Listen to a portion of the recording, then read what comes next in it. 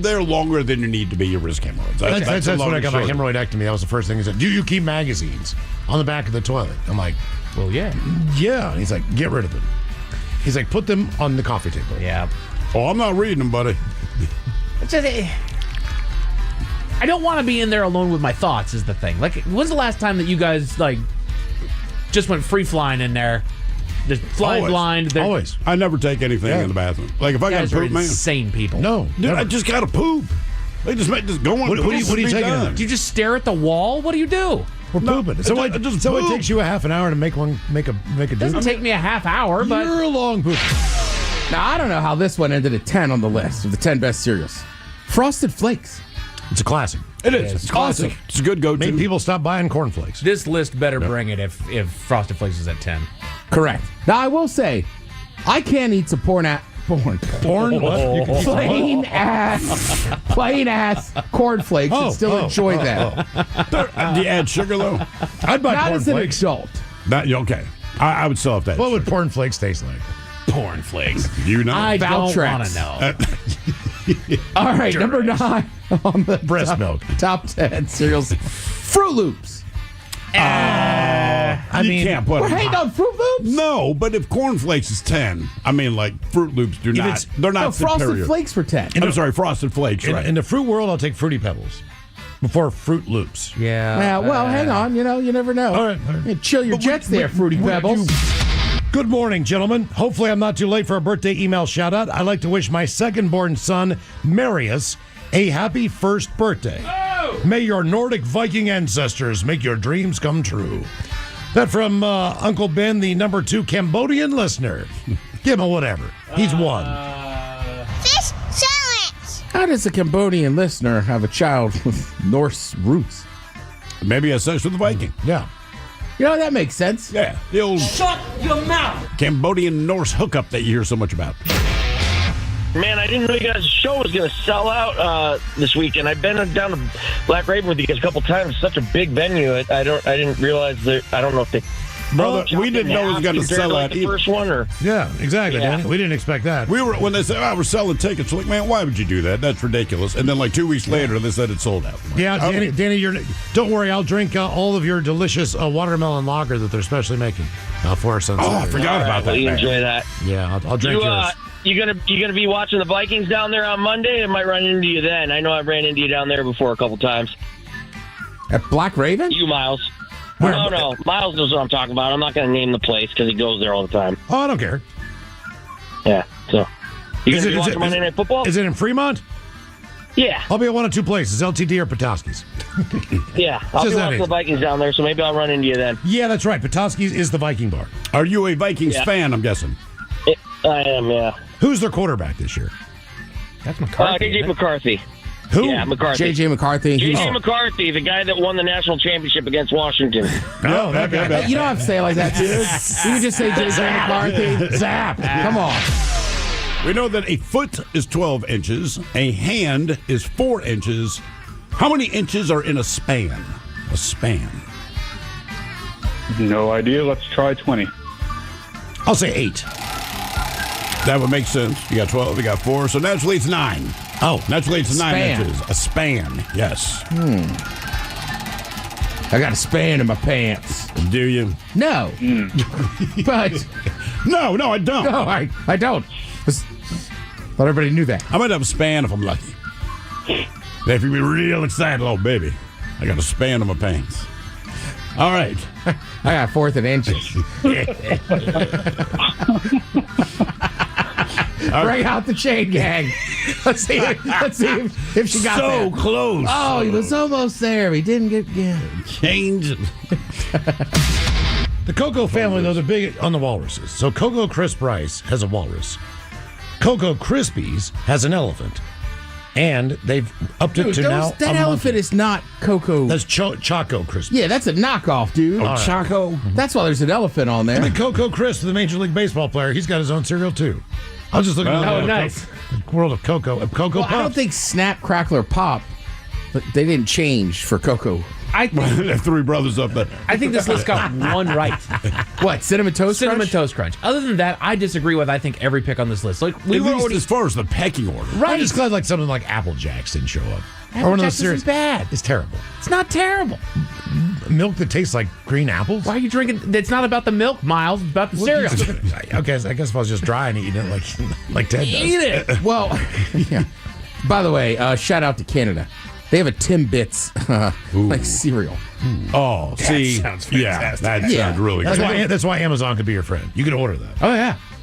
Yeah, we get the all dressed Ruffles from the Good Spot. Oh, yeah? Yeah, through Amazon. Okay. Oh, nice. Oh, yeah, they ship it down here. I would also say, just real quick, Trix. It's fine.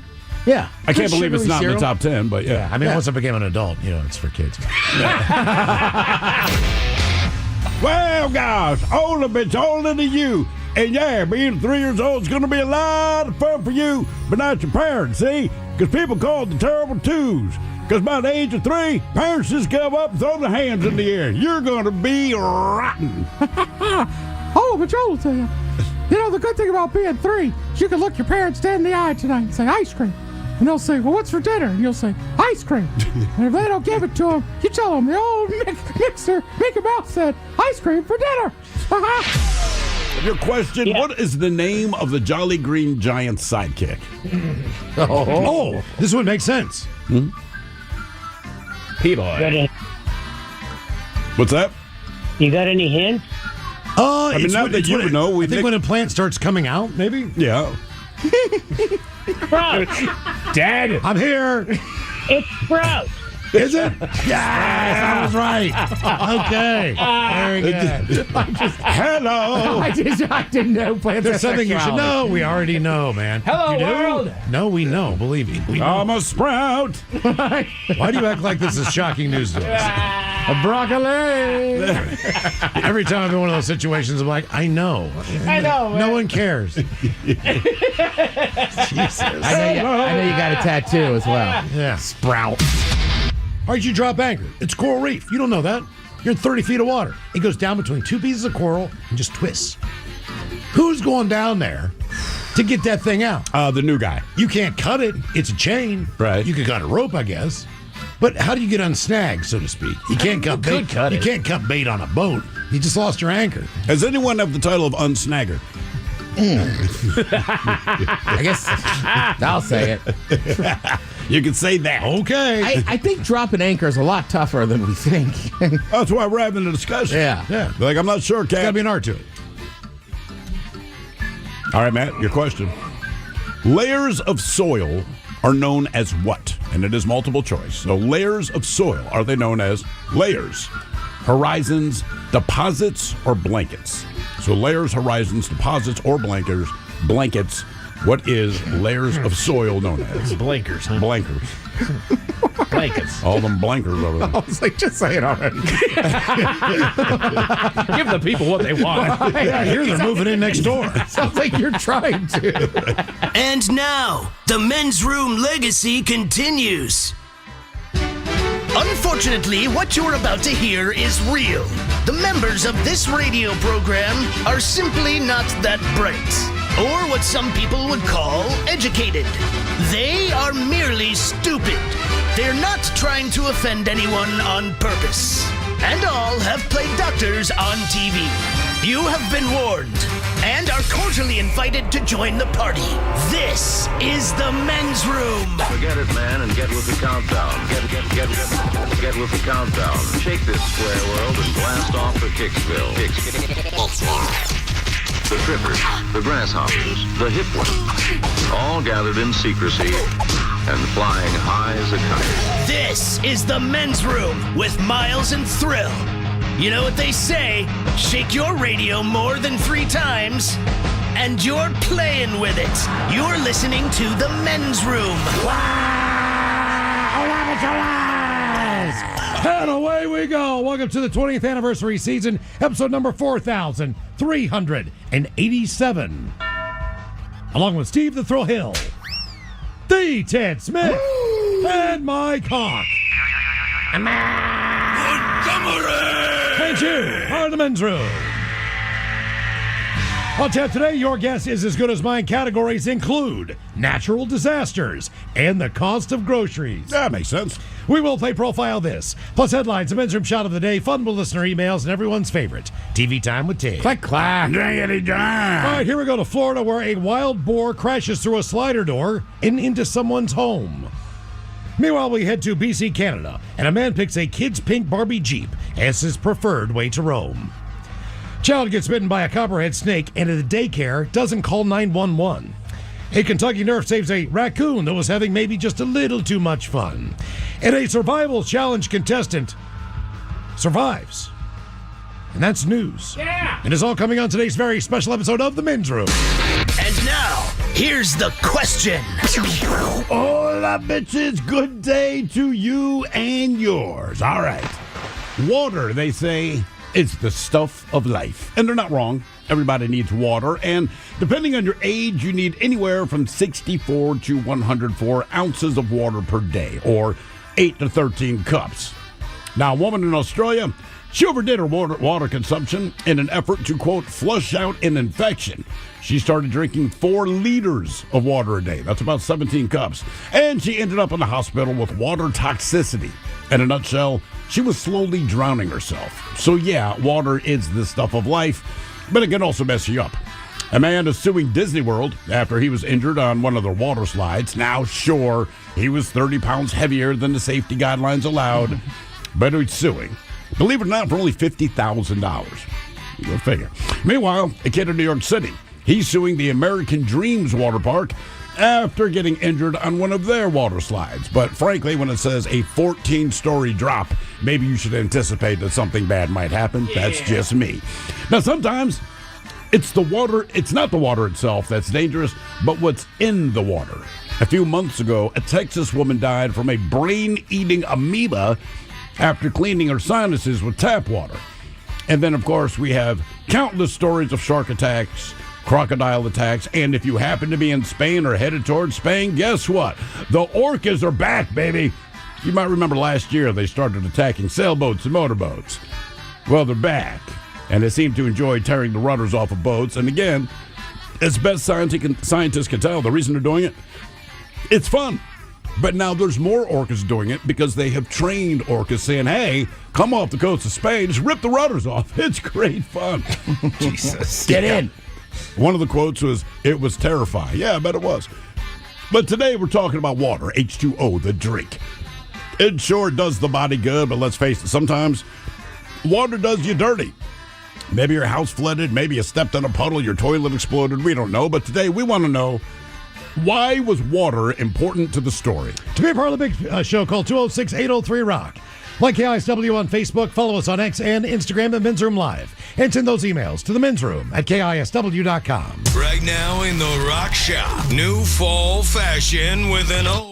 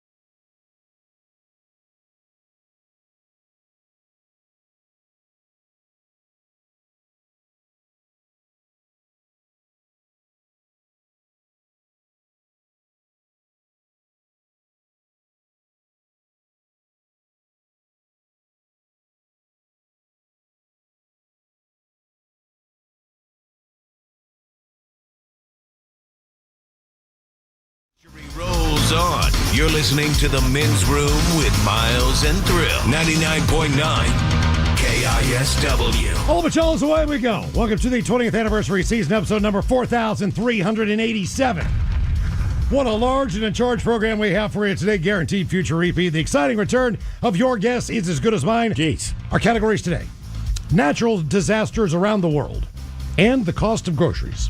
So what do you mean natural disasters around the world? Like the costliest ones? What areas get hit with like what? We've all lived through at least maybe one or two. Sure. If you are from Seattle, more than likely, or maybe not, in your lifetime, you've been through an earthquake. Earthquake, yeah. If you've been in Arizona, you've been through what they call a haboob. Haboob! I've been in a haboob. If you've lived on that's right, down in Burning Man, right? Yep. And if you've lived on the Atlantic, in any part, from Maine all the way down to Florida, there's hurricanes. If you were here, I don't know, 50 years ago, 45 years ago, you experienced the eruption of a volcano. Yeah, that's a significant one. There's Forest fires, tornadoes. You live in the Midwest or Oklahoma, tornadoes. Mudslides. That's exactly right. Heat waves. I mean, all those things. Heat wave. Windstorms, snowstorms, Nor'easters. ice storms. That's right. Yeah, so, nor'easters. These are the top 10 greatest natural disasters that you can deal with. All right. The top 10. The top 10. The greatest. Spanish for I don't the know. Nino. Well, basically what they said was they so the anniversary of Hurricane Katrina was I believe last Friday. Shouldn't we have a different word for an anniversary of something negative? And Ted, I did watch the first 2 episodes of the Katrina special. So I still have to watch the Not great. third, but it's pretty good. But with that, they just said they asked the scariest natural disasters. All right. Which you would not want to deal with. So we have those for you. And then, good news, not that you haven't already noticed this, but in the United States of America, we have the 10 most expensive places to buy groceries as far as cities go. Cities, okay. All right. Does a lot of this have to do with distance? Distance as far as? Like a Honolulu or an Anchorage? You know what? That's a great question. They probably figure into it, but I'd say Seattle. They do. For sure. They absolutely do. But you know what? That's the weird thing. That used to be the norm, and now everything else is kind of coming up and competing with those cities. Yay! Just based on the fact that they used to be so remote in a way. It's kind of hard to get the food there. That doesn't seem good, Miles. It doesn't.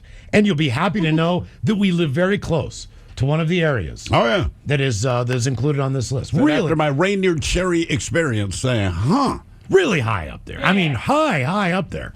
It's almost to the point where, depending on what you buy, I mean, if you can carry out, I'm talking about if you can carry out, maybe it's just me, 2 bags of groceries and you've spent $100, you've done some pretty good bargain shopping. Yes. If you get some good stuff. I mean, it is right there on that number. Now, Trader Joe's or other places like that, they'll give you a little bit of a break. You don't realize how much money you're spending. Then you walk out and you go, man, man, that's crazy. I know. And most of the time when you go someplace else, you don't typically go to their grocery stores. So you don't understand the difference. Now, when I go down to my uncle's house, we go to the grocery store because he doesn't want me eating his food. So the first thing we do is we go in there to buy what you're going to eat for the week. And I can't believe everything. The cost of the groceries. when I walk out. Groceries, gas, Uber, you name it, man. We pay more here than almost anywhere else. So those are our categories: natural disasters and the cost of groceries. As we play Your Guess Is As Good As Mine coming up at 4:30 on the program. Also, very excited today to announce to you that the Men's Room is now available live for your viewing pleasure on YouTube at KISW Rock. Pleasure is subjective, but yes. Ryan came in and he said, did you guys come up with any special outfits? And I looked around the room and I was like, apparently not. No. We did not do that. We were going to... Did he seriously ask you that? Sure. Yeah. Well, no. He just asked if, we had dressed up. dressed ourselves and that we didn't look like, piles of garbage coming in here today. Look, it's radio, okay? And we said this before. If you're good looking, you're on TV. Mm-hmm. Radio is TV for ugly people. We look ugly. We dress ugly. It just is what it is, right? Yeah. I think I'm going to Steve Jobs it and just wear a black shirt every day. It's not a bad call. Right? It's not a bad call. Right. Yeah. One less thing to think about in the morning. Just boom. Steve Jobs, Ted Smith. Yeah, we've been trying this on a test run basis for a while now. I want to say there's 4 or 5 episodes that are up already. If you want to go back and watch, say, for example, the 20th anniversary show from Friday. Yeah. That is all up there for your viewing pleasure as well. So, correct. And there's probably 3 or 4 others. We're going to do this every day if you're around the computer and you just want to watch us do our thing. There's a lot that we're worried about, to be honest with you. Things that are concerning. For an example, no offense, sometimes, maybe you'll say something dumb and I'll roll my eyes, just like you do in your car when I say something dumb, right?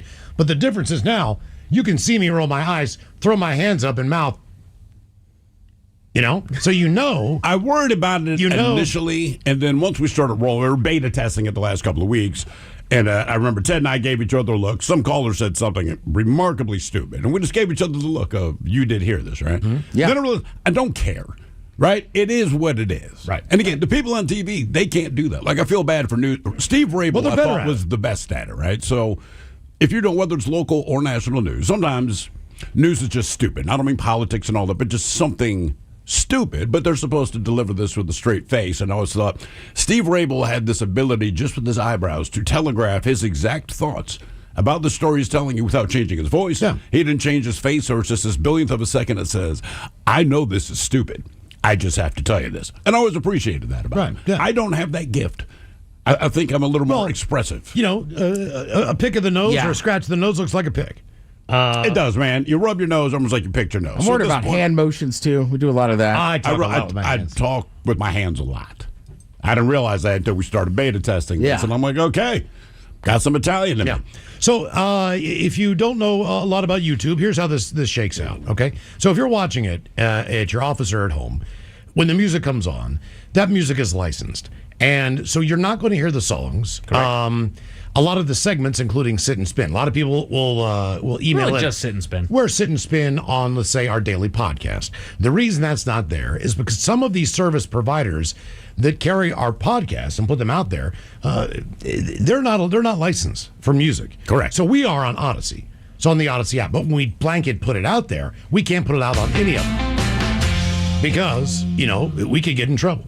So when we go to these, so we're going to have some stuff to fill in the blanks that we'll make an announcement on that shortly. Yeah. We've got a bunch of ideas and things. Maybe some old highlights from back in the day or whatever we've got on file. And we'll build that file as we go along. But this is the initial launch of this, obviously. So like anything else, there's going to be a little bit of a learning curve. You can also leave comments. Yeah. On there. They already are. Read them right now. We can interact with you. Read some of the comments there that you can see, Mike. A lot of them are mean, Miles. What are they saying? Let's see. It's like, Tracy says, I can see you all, which is great. Tyson says, seeing how the sausage is made, which is fun. Yeah. Let's see. I can't say what Mike said there. Just said, what's up, guys? Amy says, hey, guys, so weird to watch the faces with the voices. Does Mike always look so serious? Yes, I do. Yes, I do. Check out Miles' nose in HD. There we go. This is going to be fun. We're not going to regret this at all. No volume during the break. You can't imagine. You know what I thought about, too? This is going to be great. So I'm pretty sure my nose is so screwed up, and I had a deviated septum repair. Yeah. But I've got post-nasal drip that's really affecting my throat and everything else. So basically what they've told me now is I'm going to need a nose job. All right? For real. Now, what I mean a nose job is, they're going under the hood, and they are rebuilding the entire inside of this bad boy. You're going to get a different look? I don't know. I don't think the look is going to change. It's just that. But can you request one? Yeah, look, if they're already going to be there. I love my nose. What are you talking about? It's gorgeous. You already have a penis. Why do you think I should change it? Is Why there something not? wrong with it? Nothing at all. It makes your face, Miles. Yeah. You're on YouTube now, man. I have yourself look dude, better. I think I'm going to have like bandages all over my face. I think I'm going to talk like this for like a week or two, which is going to be great. So you might as well get whatever you want done. Blackened eyes. Oh, yeah. Like, I can take my car into the shop, but I also maybe be like, hey, while you're in there, I'll change the headlight. They do it without even asking. You know what else you need to do? This, and this. I was going to ask them to make it bigger. You can make a bigger nose. So I can breathe more air in. There you go. I'm actually going to be able to breathe out of my nose. But it's going to be pretty ugly on video for a while. So it already is. I know that, but I thought I'm just saying, dude, it's fine. It's fine. I just didn't know we were flexing on you every day, breathing in and out of our noses. Oh, one day I'm going to be able to, which is going to be fantastic. You thought you had sleep apnea. Wait till you can breathe out of your nose when you sleep. See, now these comments are distracting. They're like, well, you guys are doing it, or the Daily Mig Show going to do it. Maybe. Look, here's the thing. Not going to rule it out. They're beta testing it on us because no better people to experiment with than us, for Christ's sake. So I know eventually they would like to do that. Maybe some of the other stations. I don't know. It depends how this goes. Who?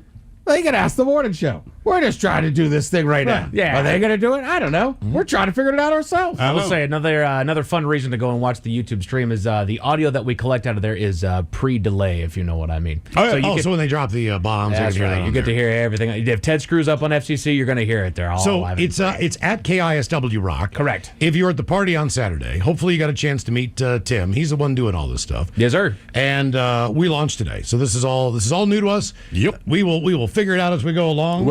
Well, Tim's already done a great job of setting this thing up. That's it. To me, Tim's got to figure it out. I just need to be here. That's right. We are light years ahead of a lot of people that already do this type of thing. Oh, God, As far as yeah. what I've seen on graphics and shows and everything else, there's some cool effects that Tim's got in there. Yeah, I know. So it really is. It's a different way to check out the show at KISW Rock if you want to watch us on YouTube. But it's kind of weird to be on camera all the time. As far as just, It is a little weird, man. you know, I mean, obviously the cocaine days are over with. We can't just snort it right on the counter. Now we got to go into the bathroom or the office. You can't just smoke weed, like we used to in here. No, Such a that's hard life you live. I know Miles. we're gonna have to. I know. Be on our best behavior. Not come in here like eyes half open, like oh god. That I can't do. I mean, Which that's just how it's going to be if it's that day, man. If you're having a hard time finding the YouTube channel, go to KISW.com. It's the top link that we got on there. That'll take you right to it. Also, subscribe to KISW to Rock to get those notifications when we're going live and all that fun stuff. I don't know that we should have started the day after the first Sunday of NFL football. I was saying to Steve outside, I'm just so tired from the party, which was awesome on Saturday. It was good, yeah. We have a ton of thank yous on that. The 20th anniversary party of Black Raven. The bands were fantastic. New Originals kicked ass. Oh, Mike crushed the it, dude. Soundgarden tribute. Outshine. That guy's voice It's ridiculous. Unbelievable. is unbelievable. I told him afterwards, I said, dude, you sing so well. It's like, thank you. I said, but it pisses me off. I want to punch you in the throat. It just does. Because Yeah. I wish I could sing that. I Stone- met two other people said, I used to think I could sing. that you can't. No. If you're going to compare yourself to this guy, just know you can't. Stoned Evergreen Travelers basically brought the place down. They're a blast. And we just want to thank Black Raven. They opened up the back of the brewery for us. Yeah, where we were is not normally where they that's have where people hanging out. That's awesome. That's where they brewed the beer. And for us, for a very limited release there, they did a watermelon lager. Now, I kept jumping up and I was drinking these things pretty quick because I had one and then it was gone. I knew that there was a couple kegs. So I was going to get as many as I could before those kegs blew because everyone was I going was up there. thrilled. I had one. After a taste. And then we talked about it the first time we went up on stage and everybody drank it. Yeah, and they were like, yeah, dude, the kegs are blown. And it's gone. Okay. Yeah, and basically that's the way it went down. Like I saw when they took the sign down, I was like, no, no. And Black Raven has so many good beers. Hell yeah. So I was like drinking the Pilsner Lime. I had a couple IPAs from us. It does- we were there for honestly, 5 yeah. hours, so it was easy, just steady drink and have a good time. Thanks to the Cut Shop. Those guys set up out front, and they were making tacos. They had the men's room beer brats from Willie's Famous Sausage. I got a bite of one of those. So they were I had to grilling steal those it for up. my son. He's like, what are you doing? I'm like, dude, can I have a bite of my own goddamn sausage? I am starving. He was very begrudging, kind of one of those. Yeah, all right, Fine. Dad. Like, sorry. Sorry to put you out, man. Right. The chocolates were there. The Sanko God, I chocolates know. were there. I Absolutely. forgot how good those were. I know, man. They are so good. Yeah, I saw Ken and Donnie talking to Ted. I'm like, did you guys try the chocolates yet? They're like, chocolates. I mean, they're right there. They're it. right there in front of you. So I went and bought a big old bag of them, brought them over. I'm like, tell me. They ate them like, I know, man. I had a couple people come up to me and tell me they got some chips and salsa from San Juan Salsa Company. Nice. But they specifically were like, the one guy was like, she didn't dip responsibly, dude. No. And I was like, what? Damn. She was like, I just ate it. I was like, all right. well, do you have salsa on your shirt? There's telltale signs. Hey, I just tell people to dip responsibly. But if you choose yourself to go irresponsible, go through a container, go ahead. You can't control it, man. Yeah, It's yesterday not up was to you. football. They always say don't drink and drive. But in the end, it's your decision. Right. But they're Yeah. responsible. Like people were drinking responsibly out there too. We had Mercury's Coffee out there giving everybody They're awesome. coffee and Italian sodas out there. I sent so many kids over there. I was like, I know. is mom or dad having a beer? Yeah, go get an Italian soda. My kid was sucking one down. Here's a funny story. So I'm talking to the owner of Mercury's Coffee. All right. And I said, I love your K-Cups. And I was like, I drink them a lot. I was like, I've got like, 12 of those or whatever. And he's like, where did you buy them? And I'm like, where did I buy them? I'm like, get those Market Time? I'm like, I don't remember, man. And he's like, and I'm like, I don't know where I got them. And I'm like, I got them at the golf tournament. That's exactly where I got them. Yeah. It didn't even dawn on me. I was like, if I could have remembered that. Like, yeah, you were at a golf tournament. Right. Because I was just on one hole. So I didn't see those guys that much because they were kind of out at their own hole. Sure. And doing their stuff. That's where I got the K-Cups. I love that crap. That is a great coffee company. They're basically just on the east side is a problem. Yeah, So I've been over there once. My kid had some lesson. I don't remember. My wife said, look, you need to go to this place. To be fair, I did not get coffee when I went there, but I got a sandwich, and it was unbelievable. Yeah. They're right beside the cut shop up there if you're in Woodinville. Christ, okay. So They were really good people, too. They sure They're fired up. Yeah, it was a great day. Bo, Mike, all the people at Black Raven, thank you so much. If you could, please, just brew another batch of that watermelon beer, man. You sold out 2 kegs in no time. I'll bring my friends up. We'll watch football on Sunday. Or Saturday, or whatever the deal is. Just bring some food in, man. Get one of your food trucks up there and just chug that beer. It was no disrespect to the Men's Room 20th Anniversary Lager. I love it. I'm just telling you, watermelon beer, if I ever see it on the menu, it's like a banana milkshake. I almost go, oh my God. It's like I cannot believe. Well, that's what I was telling them. I was like, it's like you never find it on the menu though. But there's where's the last time you had a banana? And not like Baskin Robbins. I mean, just like a standard. Okay, where could you go get a root beer float? I feel like places Baskin they Robbins? could do that. That's what I'm saying. If it's on the menu, like, oh, root beer float. Sure. I just feel like that's more prevalent than the banana milkshake. It is. Okay. That's why it's like it's a unicorn. Okay. So when I see it, it's like watermelon beer.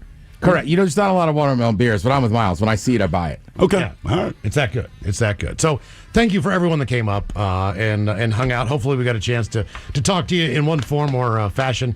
But what a great place. I hope everybody had a good time. I did, man. I had a blast. It seemed like everyone was having fun. It was a great day. As usual, everyone is incredibly well behaved, incredibly polite, and everyone had a smile on their face. So it was a good time for us. So I thought people were that. super high, though. I'm just saying, as far as the smiles on the face, it's like there's a smile because you're happy, and there's a smile because you are stoned. And I'm saying it's about 50-50. Somebody gave me a joint that looked like it was just covered in gold dust of keef and oil. And I just what happened to the shrooms, man?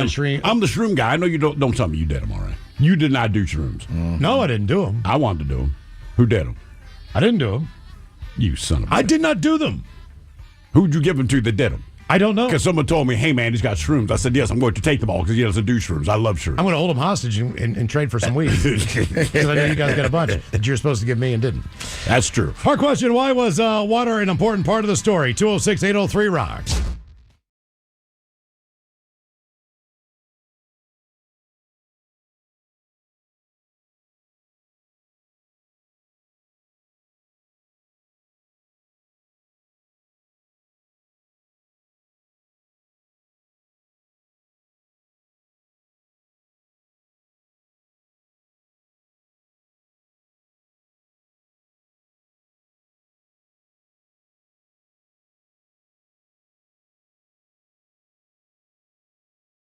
Horseradish.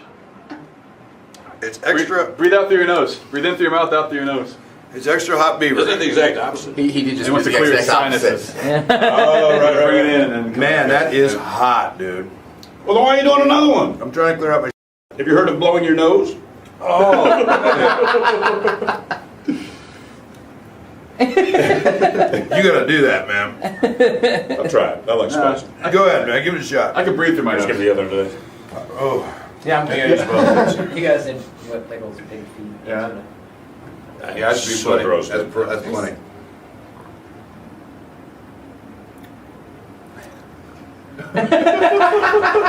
I told you. God damn, man. I know. But it's so good. That's why I went for nothing. It's hard not to. I know this is stupid. It doesn't right. I'm telling you, it's gonna work. Get you fired up. Big creamy hot beaver. Creamy hot Oh, beaver. yeah, Go for it. come on. Go for it. Creamy hot beaver. My butt will be on fire 12 hours from now.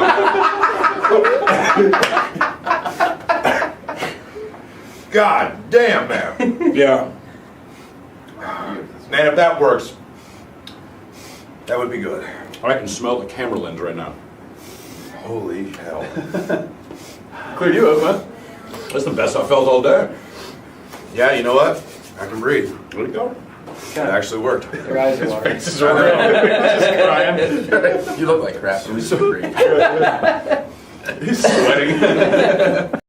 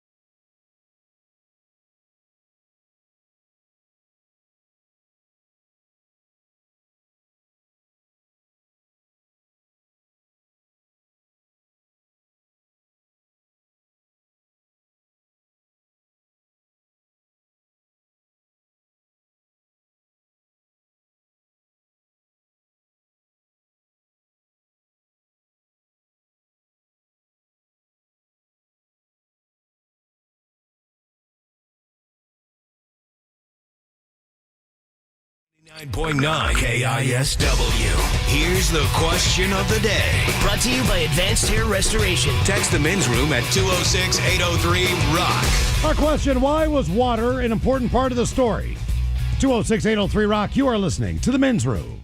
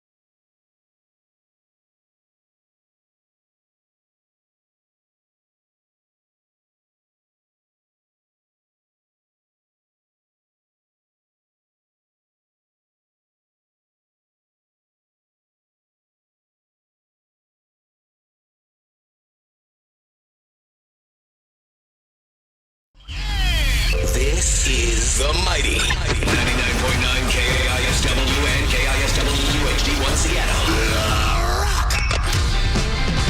Always live on the free Odyssey app. Text the guys at 206-803-ROCK from the Pinky's Plumbing Studio. You're in the men's room. Hey, one more thing here before we get into the question. So Saturday, Sango Chocolates was up there. We talked about the chocolates, the truffles, how delicious they are. And they are. So they put the different versions of the Black Raven beer, including our IPA, into their truffles. And that's kind of in the middle. I know it sounds weird. You taste it and you go, wow, this is unbelievable, right? Right. So with the money they made yesterday, I believe they're going to take about $800 and give that to the 3 local Fisher House locations. Oh, nice. So thank you guys for buying the chocolates up there. That is that's a nice little a bonus, so to speak. Okay, back to the question, which is this: why was water an important part of the story? We'll start with this one. Pods of killer whales are once again attacking boats along the coast of Spain, striking fear into the hearts of local sailors. As Live Science reports, the orcas have been singling out sailboats and tearing off their rudders, again drawing attention to the large sea mammals' changing behaviors, with experts suggesting that orcas are teaching each other how to take down sailing vessels. Let me show you something, son. And if you're going to do this in any part of the world that has beautiful women, this is a great spot to be. I'm sure that's what the killer whales are thinking. Like, the chicks are hot. Look, in Valencia off the coast, we're going to dump this boat in the water. Look at that. Right. Wow, that is incredible. They don't care if it's a sailboat or a motorboat. They look for the rudder to break them. They just push it with their head until it breaks, and that's basically it. Most recently, over the weekend, orcas had ripped off a wooden sailing ship's rudder off the Galician coast in northwestern Spain. So that's on the Atlantic. The truth is, we were very frightened. In fact, we completely freaked out when we realized the orcas were ramming the boat. Yeah, that freaked me out too. They do note that earlier this year, a pod of orcas rammed a British sailboat off the northern coast. So our question, why was water an important part of the story? 206-803-ROCK. Hello, John. Welcome to the men's room. Hola, boys. Hola. Man, congrats on the 20, man. Thanks for taking my call. Hey, thank you, dude. Appreciate it. I got a couple things real quick. Miles, Thrill, you guys seem okay. Mike seems pretty awesome. Ted, we got to talk about the Western chapter of your fan club, bro. I'm the comptroller. There's All right. things we need to talk about. All right. We'll work on it. You need to send them a detailed email. Yeah. Yeah, no, I mean, we can't talk about it over the phone. Obviously Although- not. Man's listening. Obviously not, my friend. You know that. I know that. We know that. Yeah. So some water. You guys go fishing ever? Well, sure. Yeah. You guys ever do any of that real fishing, like with fly rods? I've done them for you. Yeah. I mean, if that's your version of real fishing, I think the people in Alaska would beg to differ. Sure. Well, no, it's a whole other story. However, my mom and dad have a really nice place on a really awesome river in southeastern Washington called the Grand Ronde River. All right. It's a really, really, awesome river. You walk out back of their house and you fish. We don't do none of that wussy ass spin reel fishing. We fly fish. Kind of like the Robert Redford movie. A river runs through it. The aptly named. Exactly. Yes. Yep. Thank you. So in order to do that, you got to wear hip waders because you got to get out in the water. You got to wear hip waders. And you guys familiar with hip waders? Yeah. So they can get away from you if you're not careful because they'll fill with water. And I found myself rolling down that river, losing my footing, and it's honestly kind of hard to talk about because I was watching my mom and dad on their deck 300 yards away as I'm flowing down this river after losing my footing and feeling my damn hip waders get filled up with water. And the whole process took about 3 minutes maybe, but there was a solid 30 to 45 seconds where I said to myself, John, you might die right now. Yeah. Did you manage to get out of them and lose them, or were you able to save them? So, not to make it too long, but, where they live, there's a deep pool upriver, and it narrows down into 3 channels with 2 kind of rock bar islands. Oh, so you could just go down and fish really them out. Narrow and fast. Say again? You could just go walk down after you got out of them, go down, pick them up, and bring them to shore. I never got out of them, my friend.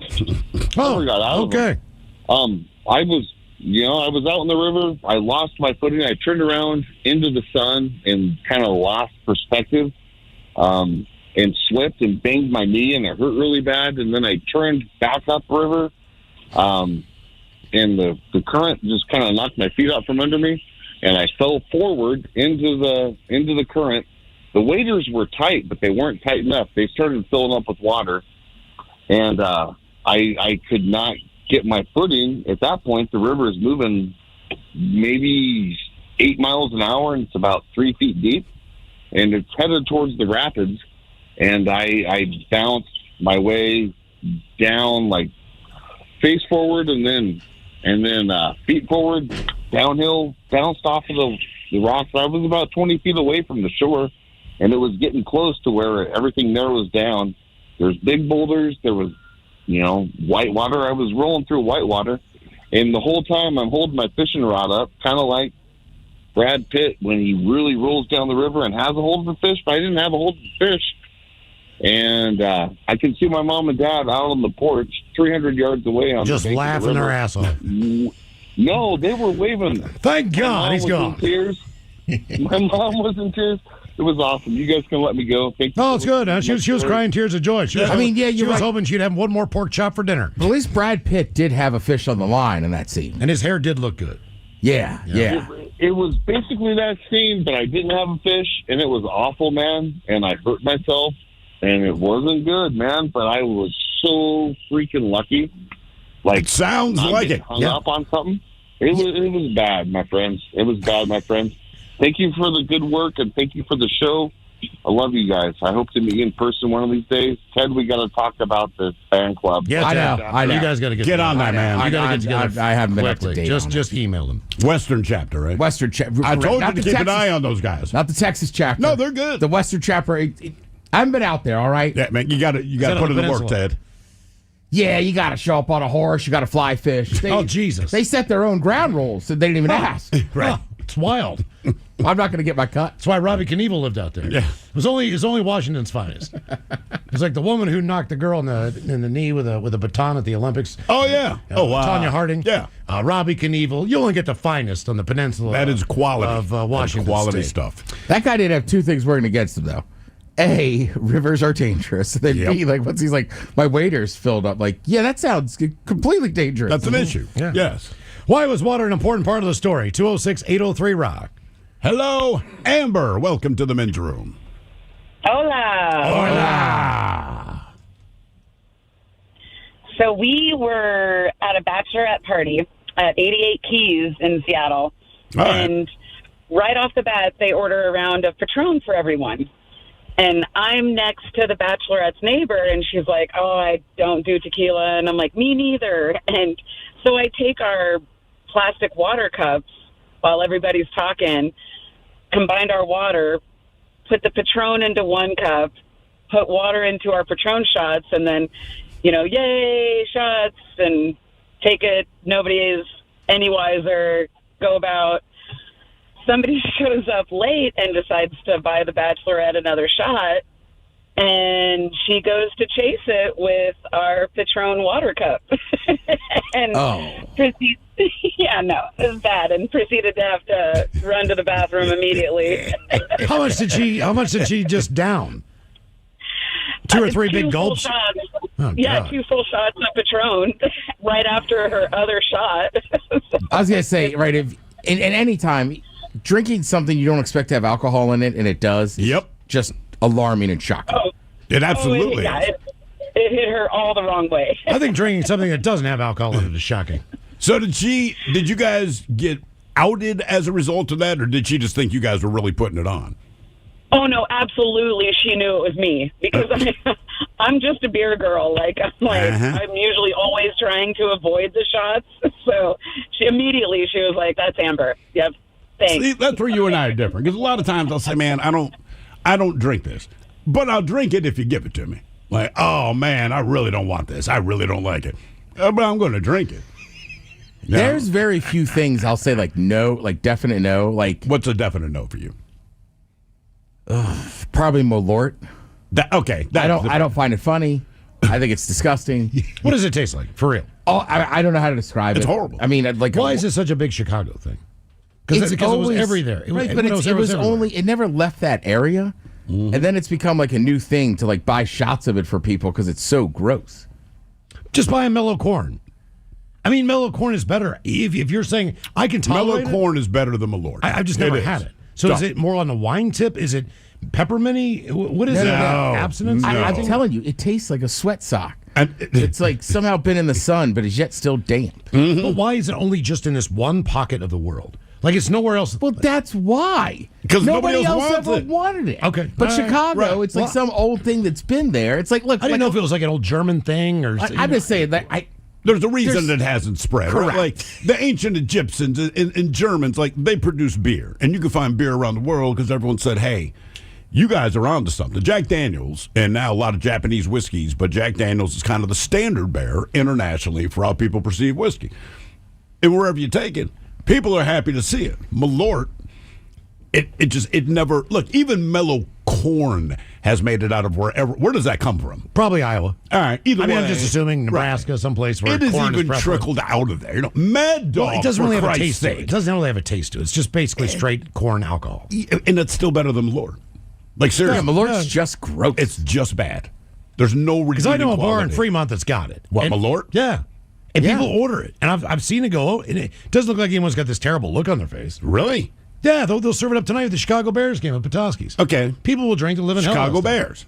All right, maybe because they're from Chicago, they're used to it. It's Is it like Vegemite? Like if you like it, you like it? That's not a bad comparison. What's the digestif one that like is big in San Francisco? Oh, Fernet.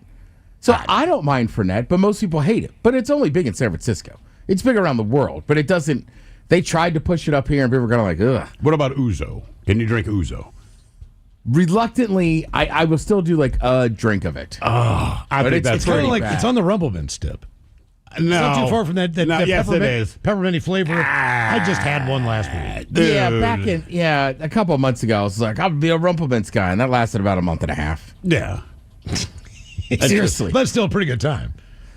You can have a good time. All right, okay. Yeah, all right. yeah.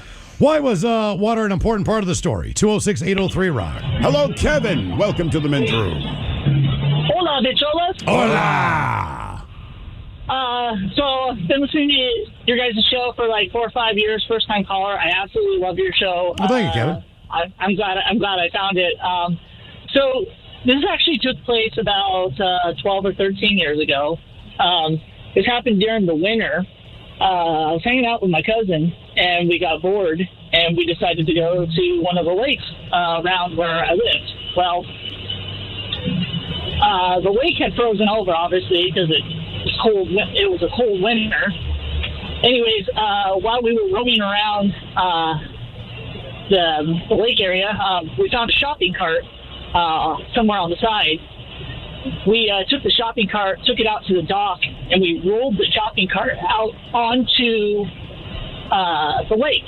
So it went just basically rolled out to the middle of the lake on the ice. Well, we come to find out it was either later that night or the next day.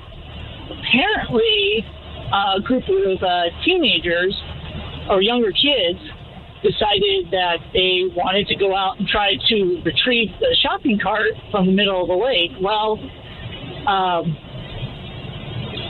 didn't go so well. Apparently, one of the kids fell through the ice and ended up drowning in the lake. Oh, Jesus. God. How old were you when you guys did this? I was just about 30. I don't think I was quite 30 yet. We were 28, 29 years old. Jesus. Oh, my God, So man. how guilty did you feel about that? I felt pretty guilty after I heard it happen. To be honest, I mean, you didn't know. Did you know definitively that they were going out for the shopping cart, and that's why the kid went through? Yeah, because I didn't see it, but I read there was a news story about it. It was either the next day or the day after that. Wow. But there was a news story about it, and they said that's what had happened is they went out to try to retrieve the shopping cart, and he ended up falling through the ice and drowning. What does that even feel like, to the best of your description, to read that and understand that in some way you had an impact on that? Well, honestly, I thought I was in huge trouble. I thought, for some reason, the cops were going to come knocking at my door because, for some reason or not, we basically assisted in that by doing something stupid. But after, like a week or so, I I wasn't so worried about that. But yeah, I felt kind of guilty that Well, I mean, we I were get the it. ones that Yeah. threw the cart out there. I mean, you cannot control what other people are going to do. Correct. But yeah, You don't I mean, expect that. That was not the intent. Right. But what happened was that. Wow, man. That's crazy. That is, My biggest problem with a shopping cart is just finding one that doesn't have a crappy wheel on it. yeah, no kidding. I mean, that's as big as I How can. far do you make it into the store before you decide, like, I got to immediately, get another one? immediately turn around? I I immediately. feel like it's All gonna right. it's gonna shake and it's got like a piece of string on it, and it feels like it's locking up. I just don't want that loud one. I don't mind the loud one as long as it I can got the one push that's- straight. I don't mind if it's loud. Then the wheel that spins around like this, like 360 all the time. Yeah. It's never going to straighten out. How often do they do maintenance on shopping carts? Just generally, if I go to Safeway, say out of every 100 shopping carts, 3 of them are kind of bum. Well, the ones I shopping see on the carts. Burke Gilman Trail need a little work. Well, sure, they use those as grills. yeah. However. Why was water an important part of the story? 206-803-ROCK. I will say, like, it's not often you get a bad one. I think that's why it pisses you off. If you expected it, you'd be like, it's just par for the course. But like when you get, because you realize everyone else at the grocery store does not have that. So even when they're walking by you, they kind of give you that feel bad for you look. And 1 or 2 people, you know damn well, they were like, I grabbed that one too. and It's I also grabbed another one. time of day, right? So like if I go after work, like I'll stop, get some soda water or something tonight. Yeah. Hey man, it's 6:30. Like, all right, low traffic or low cart, high traffic. Yeah. Sunday I was fired up. I was in that store at like 8:30, 8:45 a.m. It's a sea of good carts. Took my time, picked the right one, make sure she was rolling smooth. Do you actually test it before you take it out? Sunday morning I did. I was just Really? like, look, I'm up. I'm at this grocery store waiting for my coffee. Like, nah, not Ted, that guy. About 5, This guy. maybe longer than this, 5 or some years ago. My kids wanted to do like a holiday dinner at my house. They already did one at their Nice. mom's. So I go on like Christmas, the 23rd, 24th, whatever the Saturday was or the Sunday was. The Fred Meyer in Ballard is packed. I find a parking space. I'll walk in. I look. There are no carts. None. They are Really? all back out in the parking lot. Oh, okay. It is cold. Yeah. It is rainy. There's one left, and it's the fire truck. And I'm like, you know what? Why not? It wasn't as big as the ones that I remember. It was basically a 2-seater side to side for 2 little kids in the front. So I took it.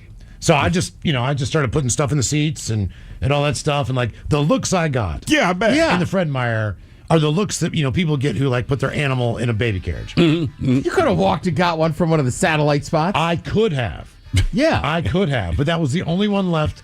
I really just needed to get. I pretty well filled that thing up. I hope some mom and dad walked in there with 2 kids on Christmas Look at Eve, me. I mean, and they have nothing. But there's like a little steering wheel on the damn thing. I know what they look like, but they're for people with children. That's right. Well, I had children. They're just adults. That doesn't count. It was seriously kind of fun. I was just walking around with this thing like going, man, I get like a fire truck. Anyway, why was water an important part of the story? 206-803-ROCK. This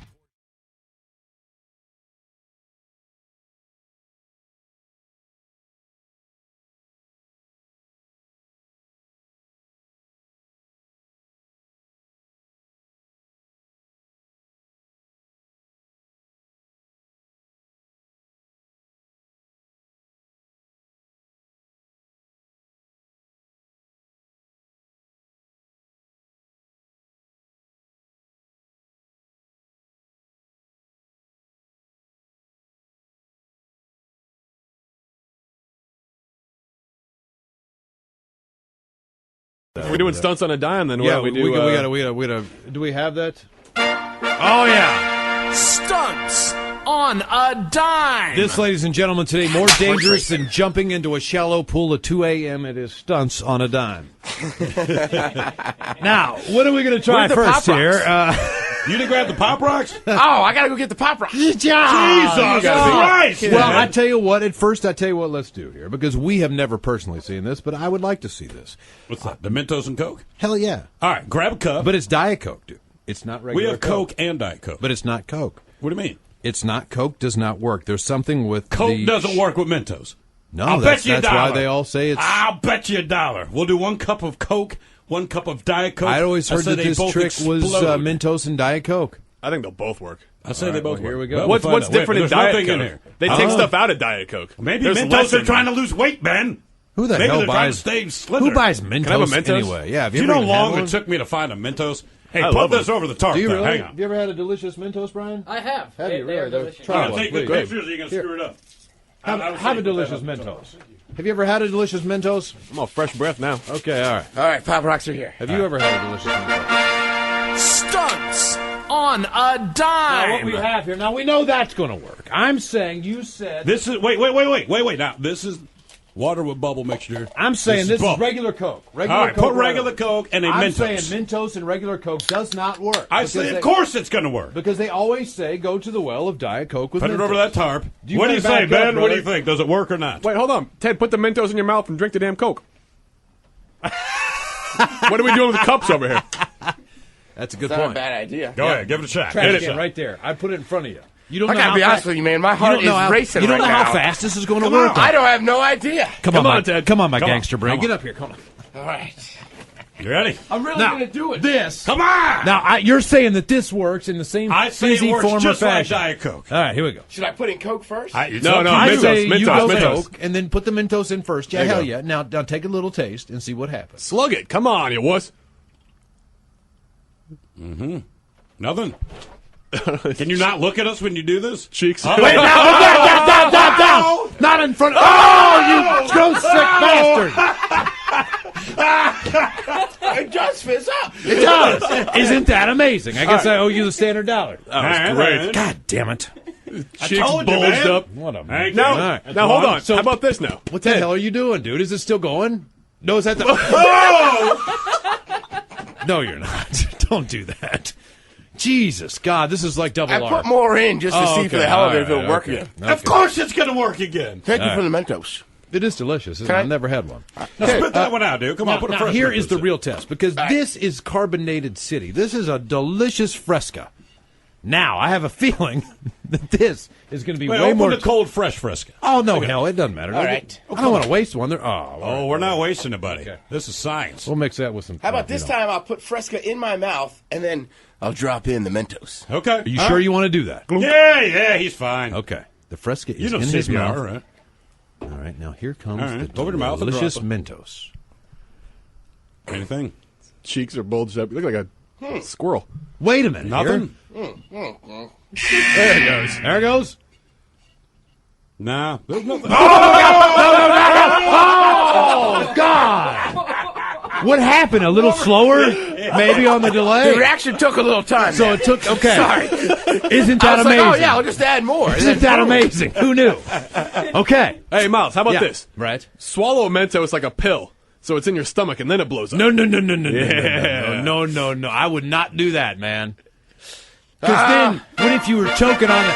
Are you going to give him CPR? On a You want your mouth on his lips? I'll kick him. Yeah, Oh, I'm not thanks, doing that. Ben. All You'll right, kick okay. me? Yeah, like a Heimlich maneuver, just to clear everything out of there. Now, will you place an Alka-Seltzer in your Don't mouth? be a wuss, Ted. An And Alka-Seltzer. slow down. Let's say a little Diet Coke. I'm saying Fresca on that. Fresca? I think Fresca and Alka-Seltzer say? is just a recipe for disaster. Oh, come on. It'll be great. Look Because at it that. already fizzes, and if that fizzes, that's This a is double what I'm fizz. saying, dude. But there's more fizz in the Fresca. Okay, well. That's why it's fun. I'm saying we save the Diet Coke for Fizz the Pop equals Rock. fun. Come on. All right, well Come then. on. Hey, toss the. It's Watch not my this, mouth. Ben. Toss the Alka-Seltzer. I bet I catch it in my mouth. You ready? Oh, just close. missed it. What a bummer. All right, here we Shot, go. though. All right. The Alka-Seltzer goes in the mouth. Alka-Seltzer in. Now, Now, are you what going do to we go think? Is Fresca this- or are you going to go Diet Coke? You start with either one. Oh. Come on. It's asshole, Throw the dude. It's soda nasty. down. Go ahead. No, wait, hold on. Watch this. I'm telling you. Anything? Mm. Yeah? How look bad? good. Is it building? Is it getting worse? How and bad worse? is it? Ted is saying yes. So it just gets worse and worse. It does. Oh, good gravy. Damn, and that's something. But no headache. Don't do. Did you spit out the thingamabob? The seltzer. Get rid of that. Look damn all thing. foam. I know. Look at that. Isn't that disgusting? And that's make you feel better. It'll cure a hangover. I'll be damned. Well, you know what that should. Oh. Oh, yeah. Get rid of that. Okay. So far, no death, but we have. We've He's come got a to long swallow way here. something. That's the whole point. If you I don't eat- think you can swallow a Mentos. The myth was that if you eat Pop Rocks and you drink Coke, your stomach explodes. So you want to test to see if he really will die? Well, obviously he's not going to die if it's in his mouth. He just spits it out. Now, first of all, here, Pop Rocks are a delicious candy, and I want to try some because it's been a long time. So if we could here before we start this, have you had Pop Rocks in a while? Not in that. Well, Would you like some delicious Pop Rocks? I say we try, man. This is like one step up from Fun Dip. Here, Steve, have some delicious Pop Rocks. Stick those in there, right there. All right, let's just. It's been a long time. I just want to see if they still do what I remember them to do. It's kind of like crack. Anything up? You all right, Thrill? Well, the problem is, I had to swallow Fresca and Pop Rocks. It frickin' hurts.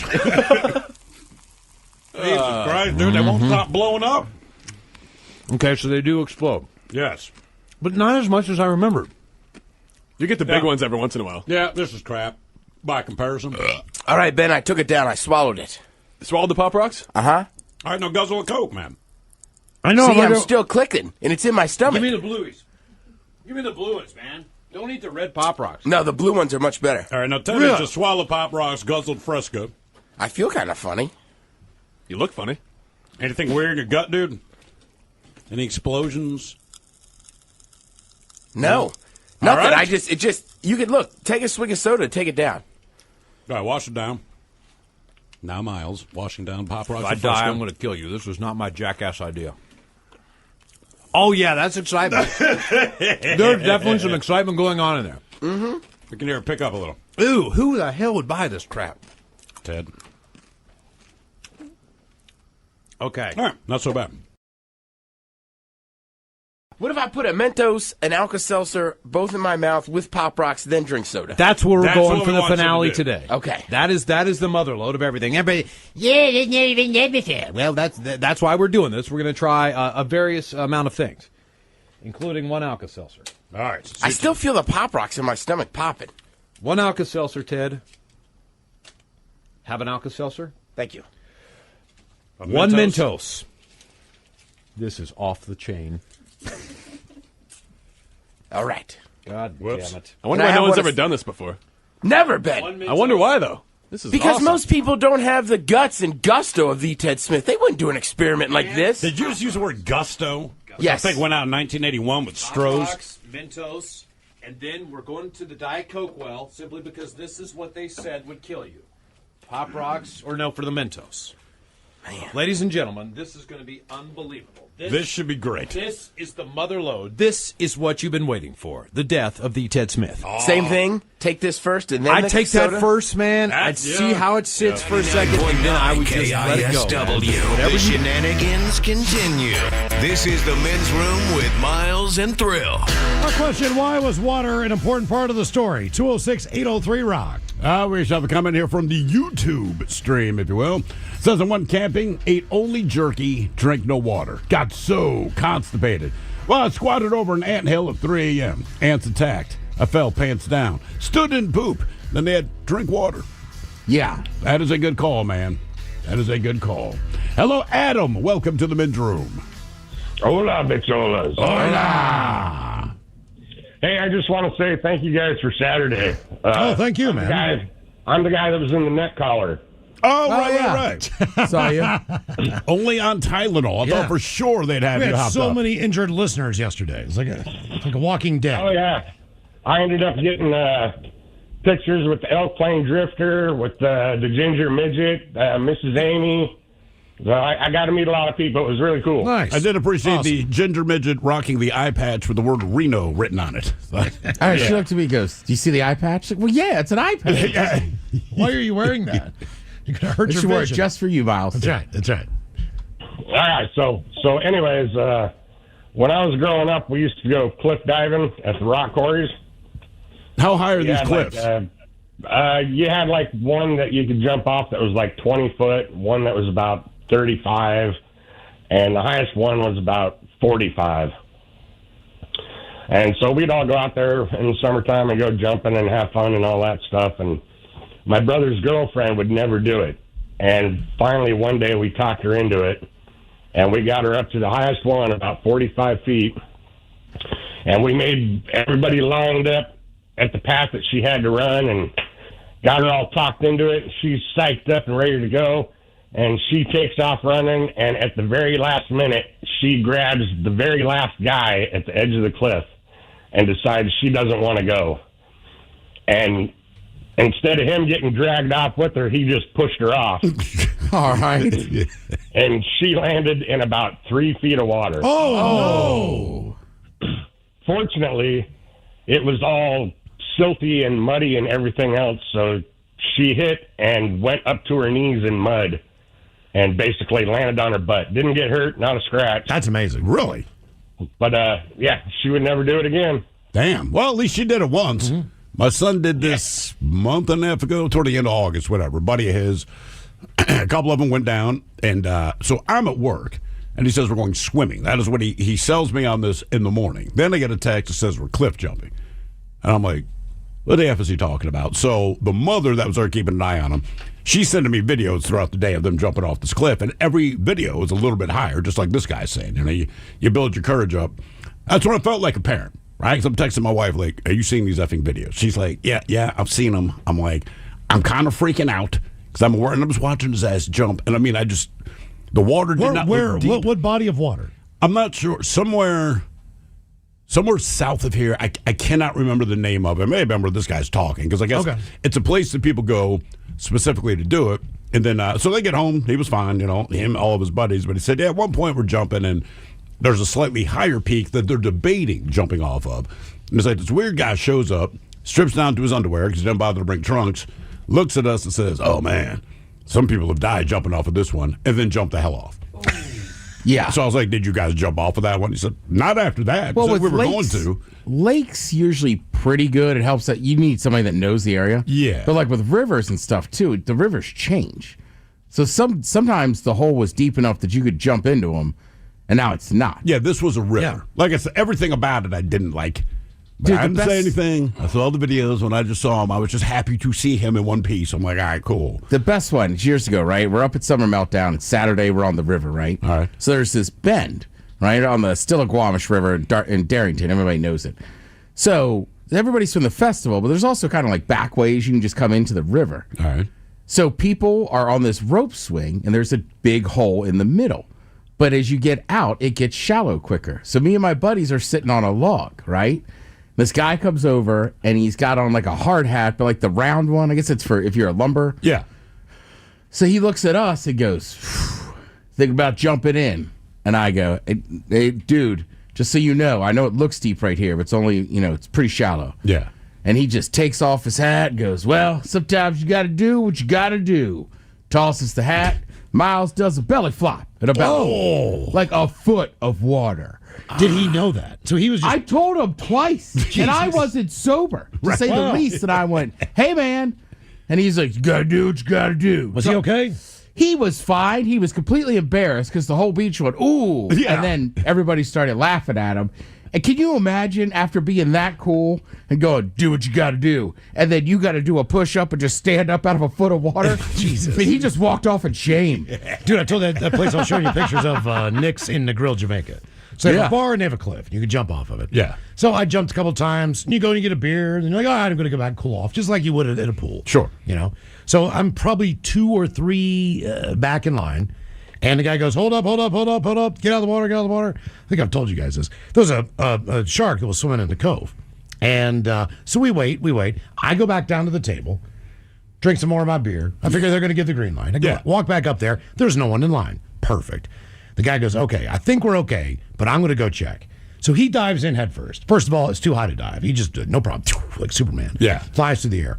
He dives in, and he's swimming underwater. Back and forth. He didn't come up for like 60 seconds. He swam all the way to the end of the cove and goes, yeah, man, he's way out there. And I'm like, he's like, I saw him, but he's way out there. Don't worry about it. You go ahead and go. So I'm like, hell, I jumped real quick. I swam so fast to that ladder, man. I mean, I was just booking it. I mean, that shark was like 200 yards out. Doesn't matter. But it was just amazing, like how far he could swim and look and see and realize. And he was swimming toward where the shark was. What's amazing, in spite of his ability to do that, is that he chooses that to see if he can go find a shark. Correct. Even if I could, I'm not doing that. He looked like underwater, man. He was flying. I was like, dude, look at this guy go. Why was water an important part of the story? 206-803-ROCK. Hello, Chris. Welcome to the men's room. How are you doing today? I Hola. have a short story. All right. I know how this is going to end. Between 85 and 1990, I served in the Navy on the East Coast. About 86 or 87, we were doing patrols in the North Sea up by the Soviet Union and Scotland and all that above the Arctic Circle. There was an oil rig that had a fire and ended up blowing apart and killed 169 people in the North Sea. Jesus. We did rescue missions on that oil rig to help the people out of the water that was like 35 degrees. How many people work on those things? I would guess that there's probably 200, but like I said, it just killed 169 people. Jesus. Did man. they have life rafts or anything? Were they prepared for that? They've got the little tugs and everything else, and we picked up one, and they're supposed to be bright orange so that you can see them and all that. But the one that we picked up pulled alongside the ship. The people were dead, and the whole thing was charred black. Damn, man. But and they're big. I mean, they're like monster things. They're 300 feet off of the water. They're probably 2 football fields by 2 football fields. Just giant oil drilling and natural gas drilling platforms. And half of that sucker was gone. So they must have had a massive explosion. I'm sorry? So they must have had a big explosion. Yeah, it was some kind of a fire, some kind of explosion. It was unreal. I mean, I have never seen anything like it. And there was numerous platforms around it, but this one was it was big, it was yellow and black because it was obviously burnt. And 3/4 of it was gone. It was in the ocean, in the water, and everything. Did you actually see the explosion, or you guys got the call that it happened? We got the call. We got the SOS from the platform itself. It took us about 7 or 8 hours to get there at as fast as the ship would go that I was on. And so we were hauling butt all the way there, and just devastation, complete chaos, just all kinds of things. And there was boats everywhere around us. What were the people? What were the survivors saying, as far as the ones you were able to pick out of the water? Holy crap! It's amazing 7-8 hours if they were in the water at 35 degrees that they even made it more than a half an hour. That's the thing. I mean, if you hit the water in 35 degrees, you're dead in 2 minutes. You may or may not know the answer to this, but if you get a gig working on an oil rig, like what is the shift? Are you there for 3 weeks? Are you there for 6 months? Do you have any idea? I have no idea. I can imagine it's probably a month on and then like 2 weeks off. Those guys are making bucks. They got to be making bucks. But isn't it also to a penal colony, essentially? From everything that I've heard. Yeah, the guys are willing to work out there. Yeah. So I would assume that it's something like that. You guys know nothing. So anyway, thanks for all the communication. Have a great day. Love you guys. Love the show. Thank you, man. We appreciate it. All right, quick question. You get your choice. You can work on an oil rig, you can work in the Antarctic, or you can work on an Alaskan fishing boat. Antarctic. I'm taking Antarctic. You can be inside. Whatever you got to do, I'll do it. And I hear nightmares about that, too, because they have to do all this kind of like training for emergency preparedness outside. Obviously, you want to avoid that, but I'm just like, man, of those 3 things, I'm taking Antarctica. I think and I know how hard it is, but just because it's a shorter amount of time, I'll go crabbing. You're going crabbing?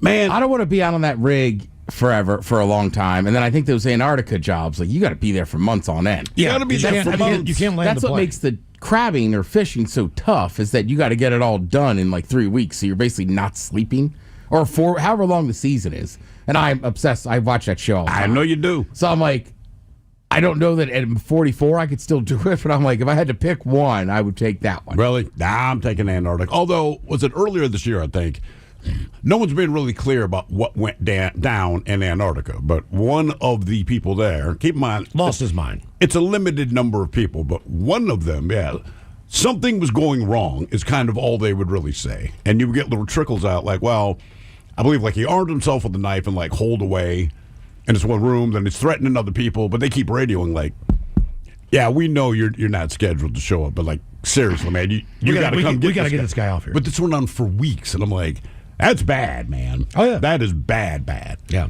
But I'm still taking that over the crabbing boat or the oil rig. Yeah, and I mean, I guess there's no bears or nothing, but like, there's just the brutal freaking cold. I'm just imagining there's just a knock at that door and like, do we answer? You can because it's covered in snow.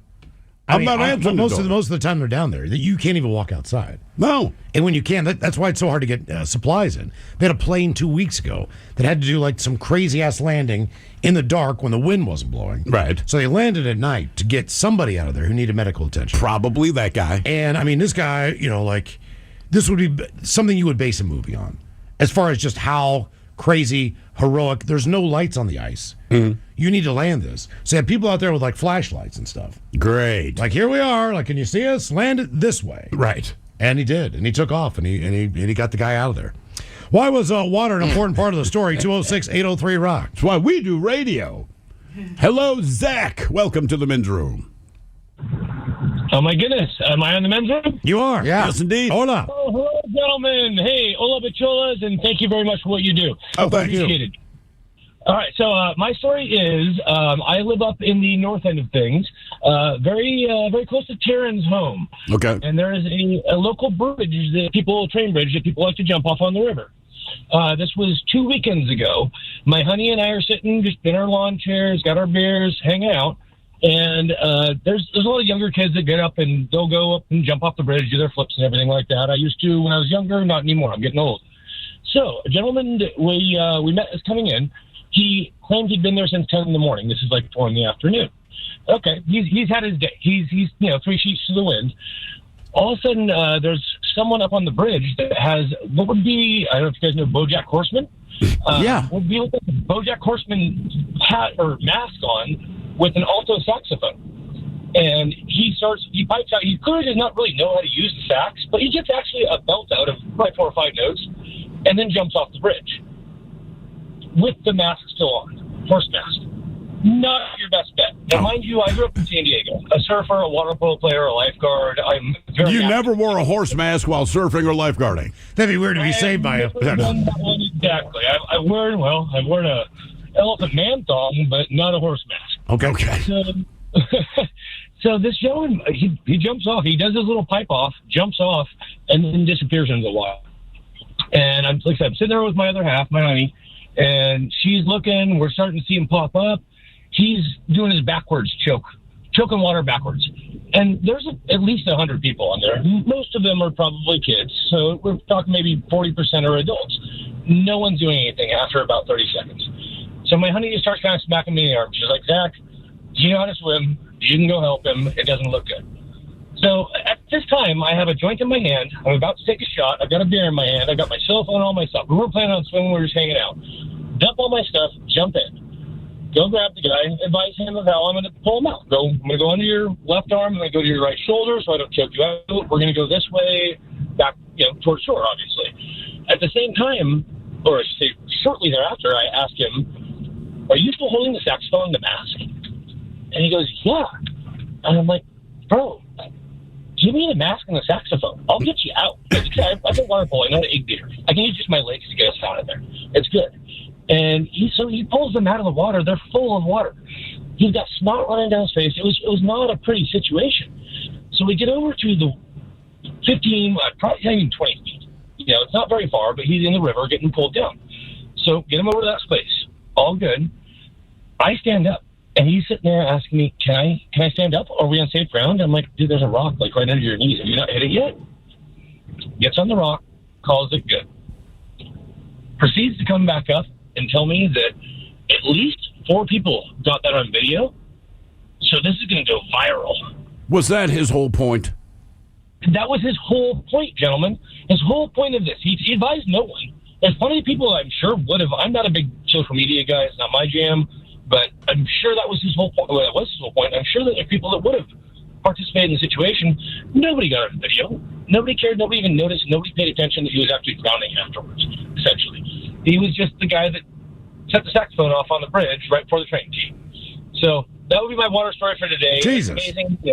The geniuses out there that we want to be social media side, but enjoy your time. And I don't mind going and helping somebody out by any means. I love doing that in life. That's what we should do for each other.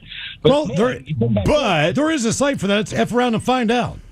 Yeah, that's exactly. Thank you very much. FAFO. Yeah. Thank you. And that's what happens. While you're about to drown, the guy spent 30 minutes on the side choking water out, and I went and talked to him, and I'm like, do you need actual water? He's like, yeah, that'd be great. I've been choking on water. He did not look good. Let's put it that way.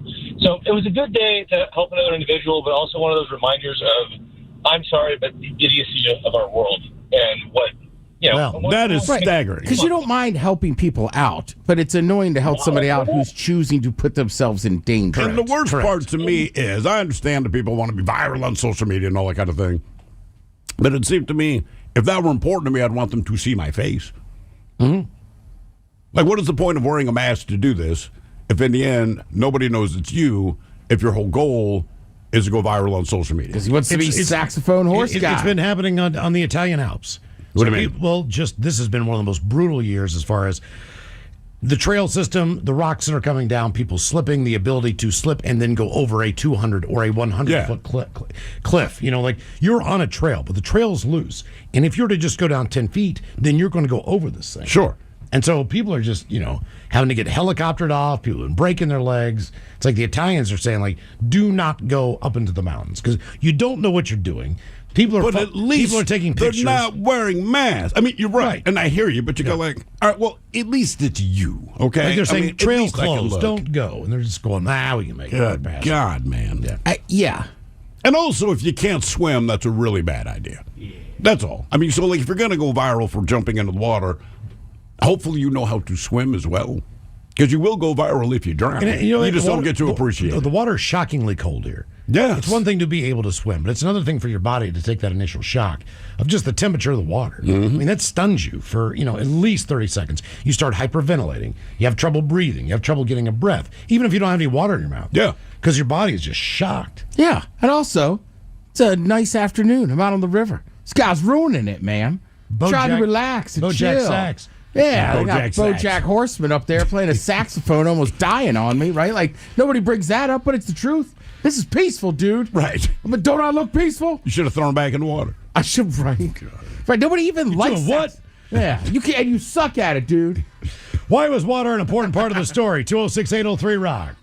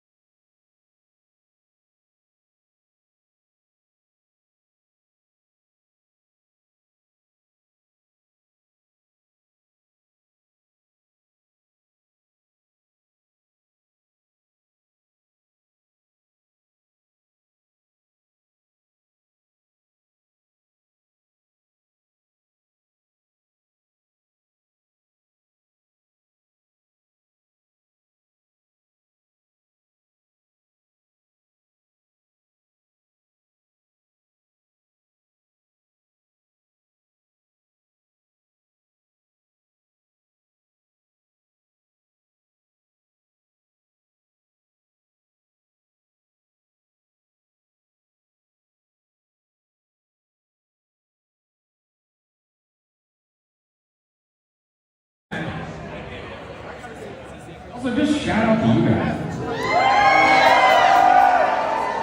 We love you! Oh, shit. From the Daily Wig Show, fucking Danny B.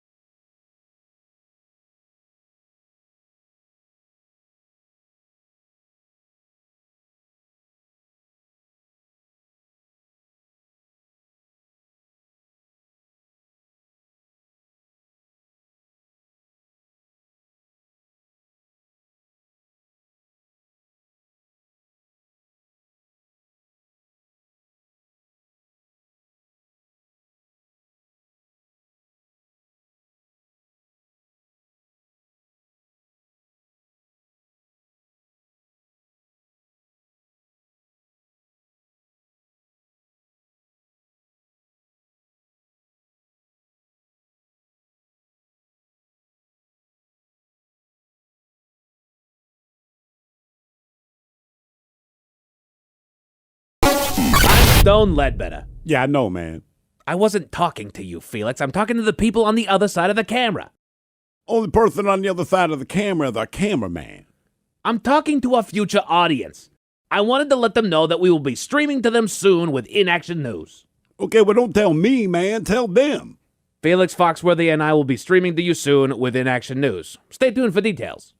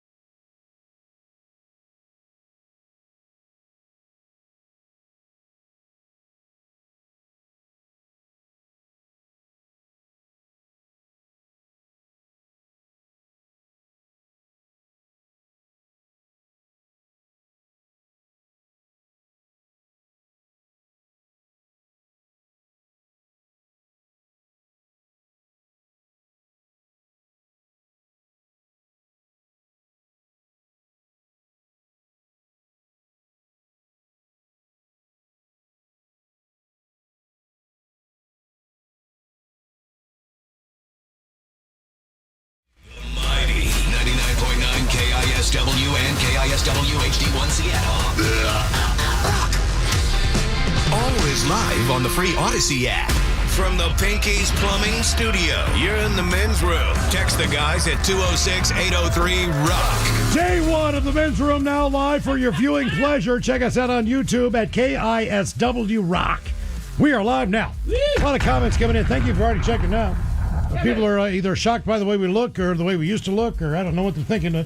A lot of different weird comments Still coming us. in there. Yeah, we're trying the best we can here. Other people, a lot of older videos that we've done in the past have been airing during the commercial breaks during the show. Yeah. I haven't seen a lot of them because I go smoke, but a few of them like, hey, man, I was in the background of that last video that you guys just showed. That's crazy. Oh, nice. Yeah, it's pretty cool, man. Pretty cool. I saw a woman not too long ago in the doctor's office. All right. And she comes up to me. She's like, I don't know if you remember me, but you guys did the sexiest bartender in the Seattle area competition. All right. This was Did we? Very much in the infancy of the show, being on KISW. Do you remember that at all? Yes, I do. Really? Yes, I do. I do not. And when she said, yeah, I won, I said, yes, you did. And you still look great.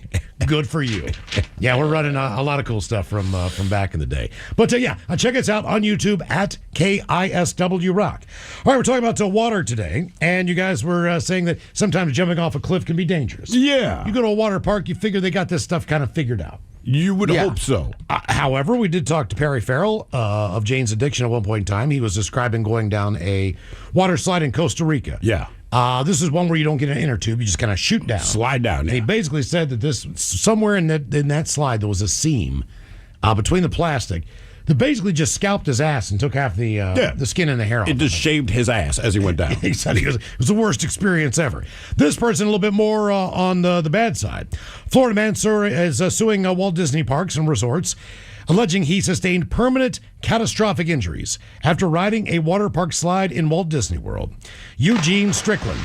He's seeking $50,000 in damages. Catastrophic doesn't sound like $50,000 to me. Catastrophic sounds like millions. Millions. Yes. Yeah. And it's Disney. I can't even believe this is news. I feel like Disney would be like, here's the check. He was riding the downhill double dipper, or the triple D, at Disney's Blizzard Beach. You ever been to Blizzard Beach? I've never been to Blizzard Beach. Well, it's dangerous there, Ted. Our client was severely injured on a ride at Disney's Blizzard Beach. According to John Morgan of Morgan & Morgan. They're representing Strickland. Filed a lawsuit alleging it was the defendant's lack of safety measures and oversight that contributed to those injuries. Now, Strickland weighs 334 pounds. 34 pounds above the available limit, according to the guidelines established for the ride.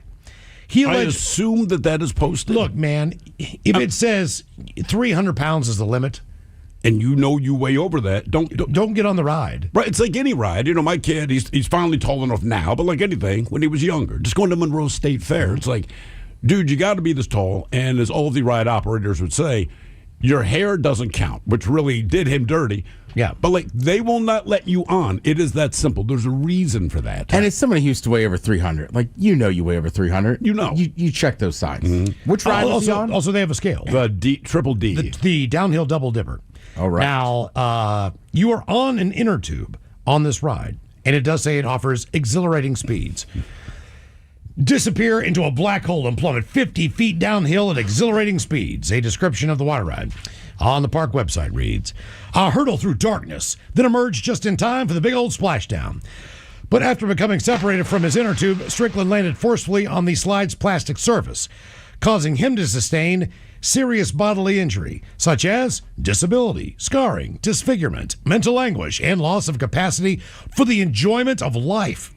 He claims the theme park is at fault for his injuries, stating in his lawsuit that they had a duty to warn him of the dangerous conditions. The sign at the DDD high-speed water slide premise. That's the point of the sign, man. If I blow through an intersection with a stop sign, I'm not going to sue the city. It's like, well, I posted the sign, but I ignored it. As soon as I know that I am not able to, if it says, like, look, if I'm epileptic and this ride says can and does and will cause seizures, which I've seen before. Do you have a heart problem? You might have a heart attack. Don't do it. I'm not getting on the ride. If I have any of the conditions, I'm not going to be like, you know what, I'm not going to get a seizure, and the next thing you know, like you're drooling and you're How many do you see for like yourself? Roller coasters? Like, look, if you have a heart condition, and ladies, if you're pregnant, do not get on this ride. Yeah.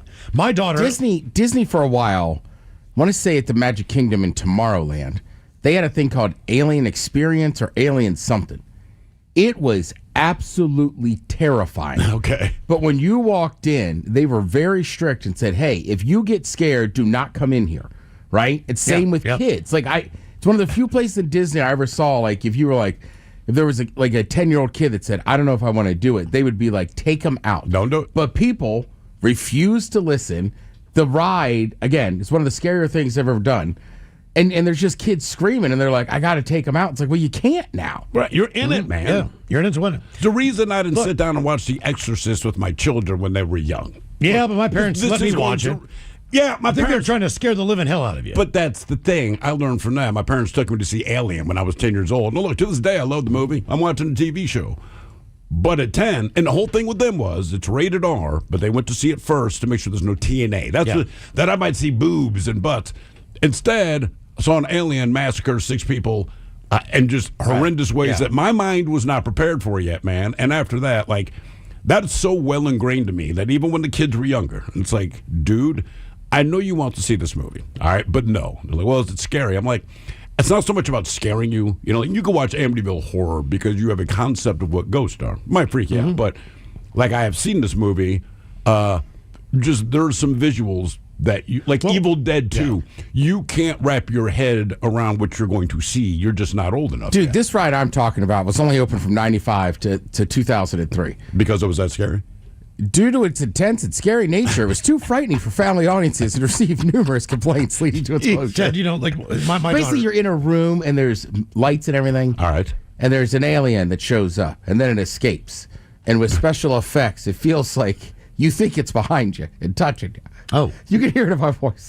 It's terrifying. It shook me. Terrifying. My daughter liked to run with her friends. They go to clubs. Yeah. A lot of techno parties on the beach when she was down in California. Oh yeah. Raves, all that stuff. Tech's up. And she would tell him like, look, man, I either need to turn around or we need to leave. Party pooper because she's epileptic. Sure. So she can't be in that blinking light environment. Oh, that sucks. Correct. And all our friends If you want to go to you clubs, suck too. Because like we all want to be here. Now my daughter's like cowering in the corner, closing her eyes like this. Because she doesn't want to go into it. But how many different movies can she not see? Because the problem with some of those movies, they tell you when the movies begin. You know, I'll sit there all 30 minutes of all the previews, and then as the movie's starting and the lights dim, they're like, "Oh, hey, by the way, man, if you are prone to epileptic seizures, right before it starts." And I'm like, they've already spent their money. Thank you. They're already here. They're eating their. I'm assuming there's a website for that. Maybe like you know. I've seen it on a few info or something. I don't know. I've seen it on a few TV here. commercials where they will say like, "Hey, man, this if you're going to go see it." But about to say it might be like just before they show the preview or after they show the preview. Like, hey, this is going to cause seizures. Some of the late night stuff on Comedy Central has that. Oh, really? Before a couple of I don't know the shows, but I have seen it when they put up. Yeah, just a little warning. So I think maybe Robot Chicken does. Yeah, there's a few that do. Some of the like spiraling things like. Yeah. No, it makes sense. Just, hey, whatever you can't watch Robot Chicken, bro. No Robot Chicken for you. That's right. Well, I'm just thinking about like if I knew somebody like Miles' daughter, I wouldn't give it two thoughts. Be like if she was my age, it was some girl, and it's like, yeah, we're going to this show, and then like. I wouldn't think to be like, are you epileptic? Epileptic. All that. Jesus, name epileptic. Are you what? How many concerts can she know? My wife took my daughter to see Lady Gaga. And she said it was this great show, blah blah blah. But the way she explained it, there was a lot of visuals in that one. Yeah. Bruno Mars, not so much. I'm trying to think of the concerts we've been to. We've seen Bruno Mars a couple of times. He doesn't really do that. He's more about the music. Lady Gaga, amazing on stage, but she does do a lot of stuff. Yeah. As far as the visuals. Oh, I watched her at Coachella this year, and I was like, that would be epileptic for sure. Really? Oh, yeah. The Lady Gaga show? Yeah. Yeah, there's a lot of flashing lights and stuff like that. It's just so weird. A lot of costume changes, too. Why was water an important part of the story? 206-803-ROCK. Hello, Cole. Welcome to the men's room. Hola, gentlemen. Hola.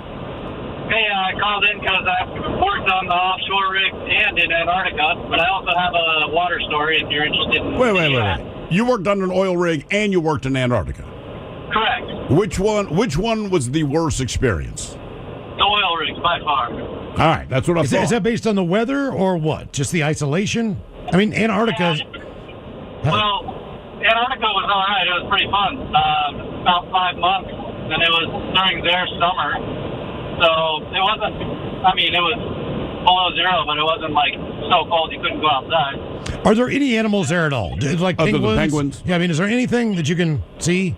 Yeah, penguins and leopard seals, and when the icebreaker came in, there were some orcas that followed it in. Okay. That's about it. Everything's black and white. There's no other colors down there. Were you at an American station or were you at an international station? I was at McMurdo. Yeah, the biggest American station. Did you guys ever have movie night and watch The Thing? Yeah. Actually, we did. I can believe that. All right. Okay. Yeah. How's Antarctica food? No, I was a cook there, so I'd have to say it was pretty darn good. Okay. All right. Good work. That's good. That's good to know. And how long, when you're on an oil rig, how long is your contract to be stuck on there for any one time? It's usually 2 weeks on, 2 weeks off. All right. It's not so bad. How many sharks can you see swimming under that thing when you have the lights on at night? I didn't see any sharks. It was up in Alaska. Oh, that's right. That's right. Okay. Yeah. Do you just go to cold places? Is that your like? Hey, I'll do this, but it has to be freezing cold. Is it frigid? Is it inhumane? Yeah, that's why I love Washington so much. I can handle this. Yeah, I bet you can. I bet you can. Yeah. So, what's your water story, man? Well, about 2001, I was down in New Zealand with a good friend of mine, Luke, and we were just kind of backpacking around, and we ended up at the northernmost point of the North Island called Cape Rayanga. And there's a big sign there that says, "No food or drink beyond this point." It's a religious spot for the Maoris down there. All right. And we walked right past that sign. We didn't see it. We walked down there and we jumped in the water and we went swimming, which you're not supposed to do, and we camped out, which we're not supposed to do, but we ran out of water. And we didn't have any water with us for the whole night and into the next day. And it was hot and sandy and brutal. Just hiking out of there with no water was awful. And we got back, we had to wait because we were hitchhiking. We had to wait for people to show up and take their pictures and then take us out of there. But when we got back to the first town, the first ride we got was a Maori guy who took us to the Maori school there and fed us and gave us water. And every ride we got for the rest of the next 3 days were all Maoris, and they all went way out of their way to help us. And I don't know, I can't explain it. It was chilling just how we inadvertently were respectful of their religious area, and they seemed like their people just knew it and just took good care of us. It was pretty cool. Did you admit to going down there? Did you tell them you didn't see the sign, or just keep your mouth shut? I didn't tell them a damn thing. Yeah, exactly. You're like, sorry. That's why they were being respectful. But could you see the sign when you were walking back? Yeah. We had plenty of time to hang out there and wait. Okay. We ran everything. And saw that and whoops. Okay. So based on your experiences between Alaska, Antarctica, Maori mountains and all that, what's the coolest place you've been, or what's a place you'd like to go back to? Oh, man. I don't know. New Zealand was amazing. I recommend that to anybody. The people are amazing. The country is beautiful. I don't know. I've been a lot of places, but see, I live here in Washington now, so I guess this is it. I would feel like I accidentally put a curse on myself or something. What are you talking about? You know what I mean? If I went into a native land and did all the things I wasn't supposed to do. You accidentally put a curse on yourself. Yeah, because I did not follow the rules. I disrespected it. Well, you're not putting it on you, they are. So just rest I assured. understand that, but because of my stupidity. Yes. You know what I mean? I put myself in a situation where now bad things could possibly happen to me. Then, like a bottle of water would fall from the sky and knock me and hit out, you in the head, yeah. or something like that. There is your water. Or you're not wrong. I drowned at dinner drinking table water. Somehow water's going to come back to haunt me. That thing, I will just say, saying. as far as that kind of thing goes, you try to be respectful. There's no doubt about that. That's just, a matter of being respectful. But, man, when I was in New Orleans, like, some of the voodoo folks down there. That's what I'm saying. Same level of oh no. They bugged me, man. Like, anyone else are like, look, there's some just general rules that you follow and everything's good. No problem, right? You go to Hawaii, they're like, look, if you're going to go to this place, be respectful of blank. Not a problem. New Orleans, there's just one little shop, and it looked like, just some silly curiosity shop, like more souvenirs and crap. And when I walk in, I realize, okay, like people that are into voodoo, like this is where they go to buy whatever it is you buy when you do voodoo.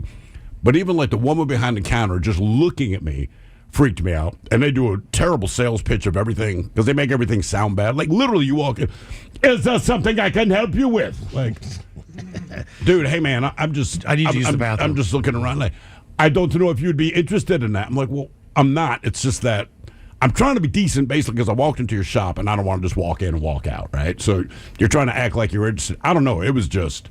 It is creepy, man. And somehow, in spite of the fact that it is like high noon, it is bright as F outside, when you walk in there, it's like a movie theater when the movie's playing. It is dark. Don't touch that. Don't touch anything. And everything you look at. But it's for sale. You do not touch it. It's for sale, and they swear it's like authentic. And it was like a shrunken chicken. You're like, oh, man, that's kind of like, it's just real. It's a Cornish hen. Yeah, like I need to get out of here. I just pictured walking in and be like, white boy, out. Yeah. Like, what? That's not a shrunken chicken. It's a Cornish hen. Don't try to pass that off. Either that or like I walk in. It's a squab. And there's a voodoo doll. She's like, been waiting for you. It looks just like what? you, doesn't it? Like, how did you know? It's the same clothes are on. I just bought this shirt. Why was water an important part of the story? 206-803 Rock. I'm telling you, that's what I'm saying. Terrifying. I would feel like I'd be cursed for 2 or 3 days. See this doll? You're stuck in New Orleans. Yeah. Like, oh, damn it. I should have never come down here. I would say sleep with one eye open, but you don't need to. You don't need any more beignets. All right, now that's just mean. Right. Now I'm just being cruel. Right. Hello, Keith. Welcome to the men's room. Hola, amigos. Hola. So the question was when water failed me, right? And we've spoke before. I don't know. Obviously, you speak to a million people a day, and I get it. But I was talking about my crazy girlfriend, Debbie, how she burnt my work truck down. And I don't know if I had mentioned this at the time, that she was, when I was on deployment and I came back home, she was kicked out of the property, out of the home, but the landlord left the place open for me because I kept sending money back to the States. And so one night at 0:30, there's a beating on my window, and what the heck, So I opened the blinds, and I could see there was a storage shed there, but suddenly it's orange, and it's normally white. So I don't know what's going on here. And I could hear, "There's a fire! There's a fire!" So I run to the front door, and yeah, there's a fire. Well, this woman was stealing gas out of my railroad pickup truck, and using a lighter to check the height of the fuel in her plastic jerry can. And, it caught on fire and started my work truck on fire. Then the jerry can started melting and the fuel leaked over to my four-door Jeep wagon, and it caught it on fire. So now the flames are 20, 30, 40 feet in the air, and we're surrounded by pine trees because it's the Pacific Northwest. And she's running back and forth like a chicken with her head cut off. Like, oh my. I'm like, dial 911. So I run through the passenger side of my railroad truck, and of course the fire extinguisher is on the driver's side. And I pop the door, and the flames are coming through, and I grab the fire extinguisher, close the door, come out, and it just goes. So I grab the garden hose, and I run it over there, and we're on a well, because we're out on 40 acres in Oregon. Well, Oregon. Anyways, turn the water on, and it failed me. The well was dry or down low or whatever. So I got to sit there and watch my career go down the toilet, and well, it couldn't go down the toilet because the toilet was dry. Yeah. So you had no water in your was your career in the shed? No. The shed told me that there was a fire when the knucklehead was telling me there was a fire. But we were on a well, and the garden hose is from the hose. Well, you said you watched your career go up in flames. I don't understand the shed in the truck, but it's like you're going to lose your job. It's a railroad truck, and she just burned it to the ground. Okay, so it wasn't your truck. No, but it was my Jeep, and it also burnt down. Okay. There was no tires. The whole body was completely rusted. You could see the springs where there used to be seats. Yeah. It was just. Was that your ex-girlfriend again showing up? Yeah. Remember, we spoke about her. No. Like you said at the beginning of it, we get a million phone calls. It's kind of hard to remember all the stories individually. But she's the one that burned his career to the ground. I see. So what do you do if you're the fire department and someone's on a well and the well is reasonably dry? You watch everything go up in flames. I mean, is that right? Do they have a backup water system, or do they just have to watch the crap burn? The truck might have some. They might have some other stuff that's not water based, but honestly, I have no idea. Yeah, it could just be because I'm just listening. Here we are. Like, even if you call the fire department, what could they do if you don't have a water hookup for them? What, keep blowing out it like birthday candles? Good news! People are actually watching us on YouTube. I know. At KISW Rock, we're getting some views on that, and thank you for your comments as well. As we now are live streaming for your viewing pleasure on YouTube at KISW Rock. Okay, let's say you need to do maintenance on your car. Where do you? The dealership or a mechanic who knows what they're doing.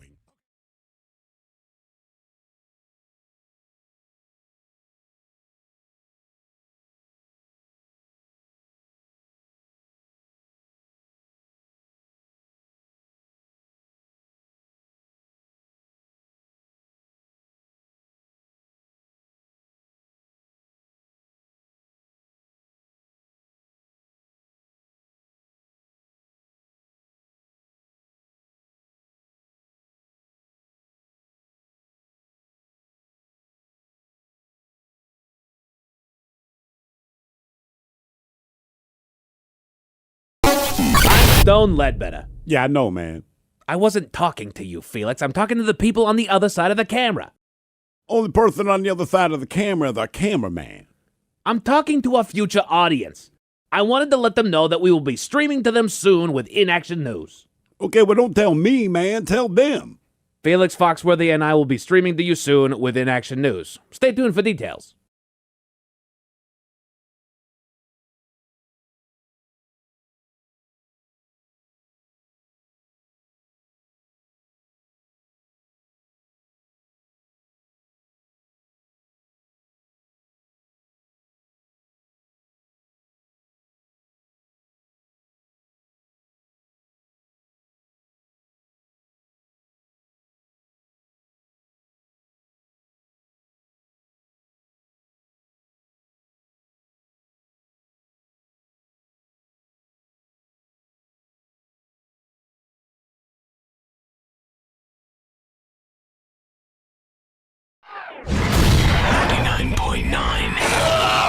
KISW.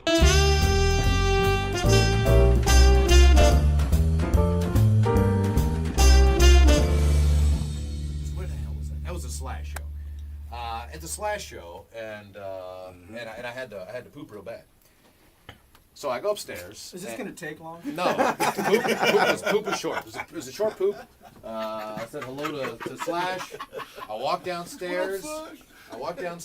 And, what up, Slash? Love to talk. Got to poop. This was as a fan, this is a goddamn bizarre experience. So give me a break here. So I walked downstairs, and there, at the bar, talking to Ryan Castle, a member of Alice in Chains, I'll just say. Jerry Cantrell's there. So I'm like, holy Christ, man! I just said hi to Slash, and I took a poop, and now I walked downstairs, and there's Jerry Cantrell, and then all. You make it sound like you pooped Jerry Cantrell out of I here. pooped in between Slash and Jerry Cantrell. Then I came down, and I'm going out in the crowd. I'm like, holy Christ, there's Michael Whip Wilton. So within like 5 minutes, I talked to 3 great guitarists, and so then all of a sudden I said, all right. So we start talking and hanging out. We get a little bit more beers in us. Tell him what you asked Jerry. And Whip says, I said, this is a classic.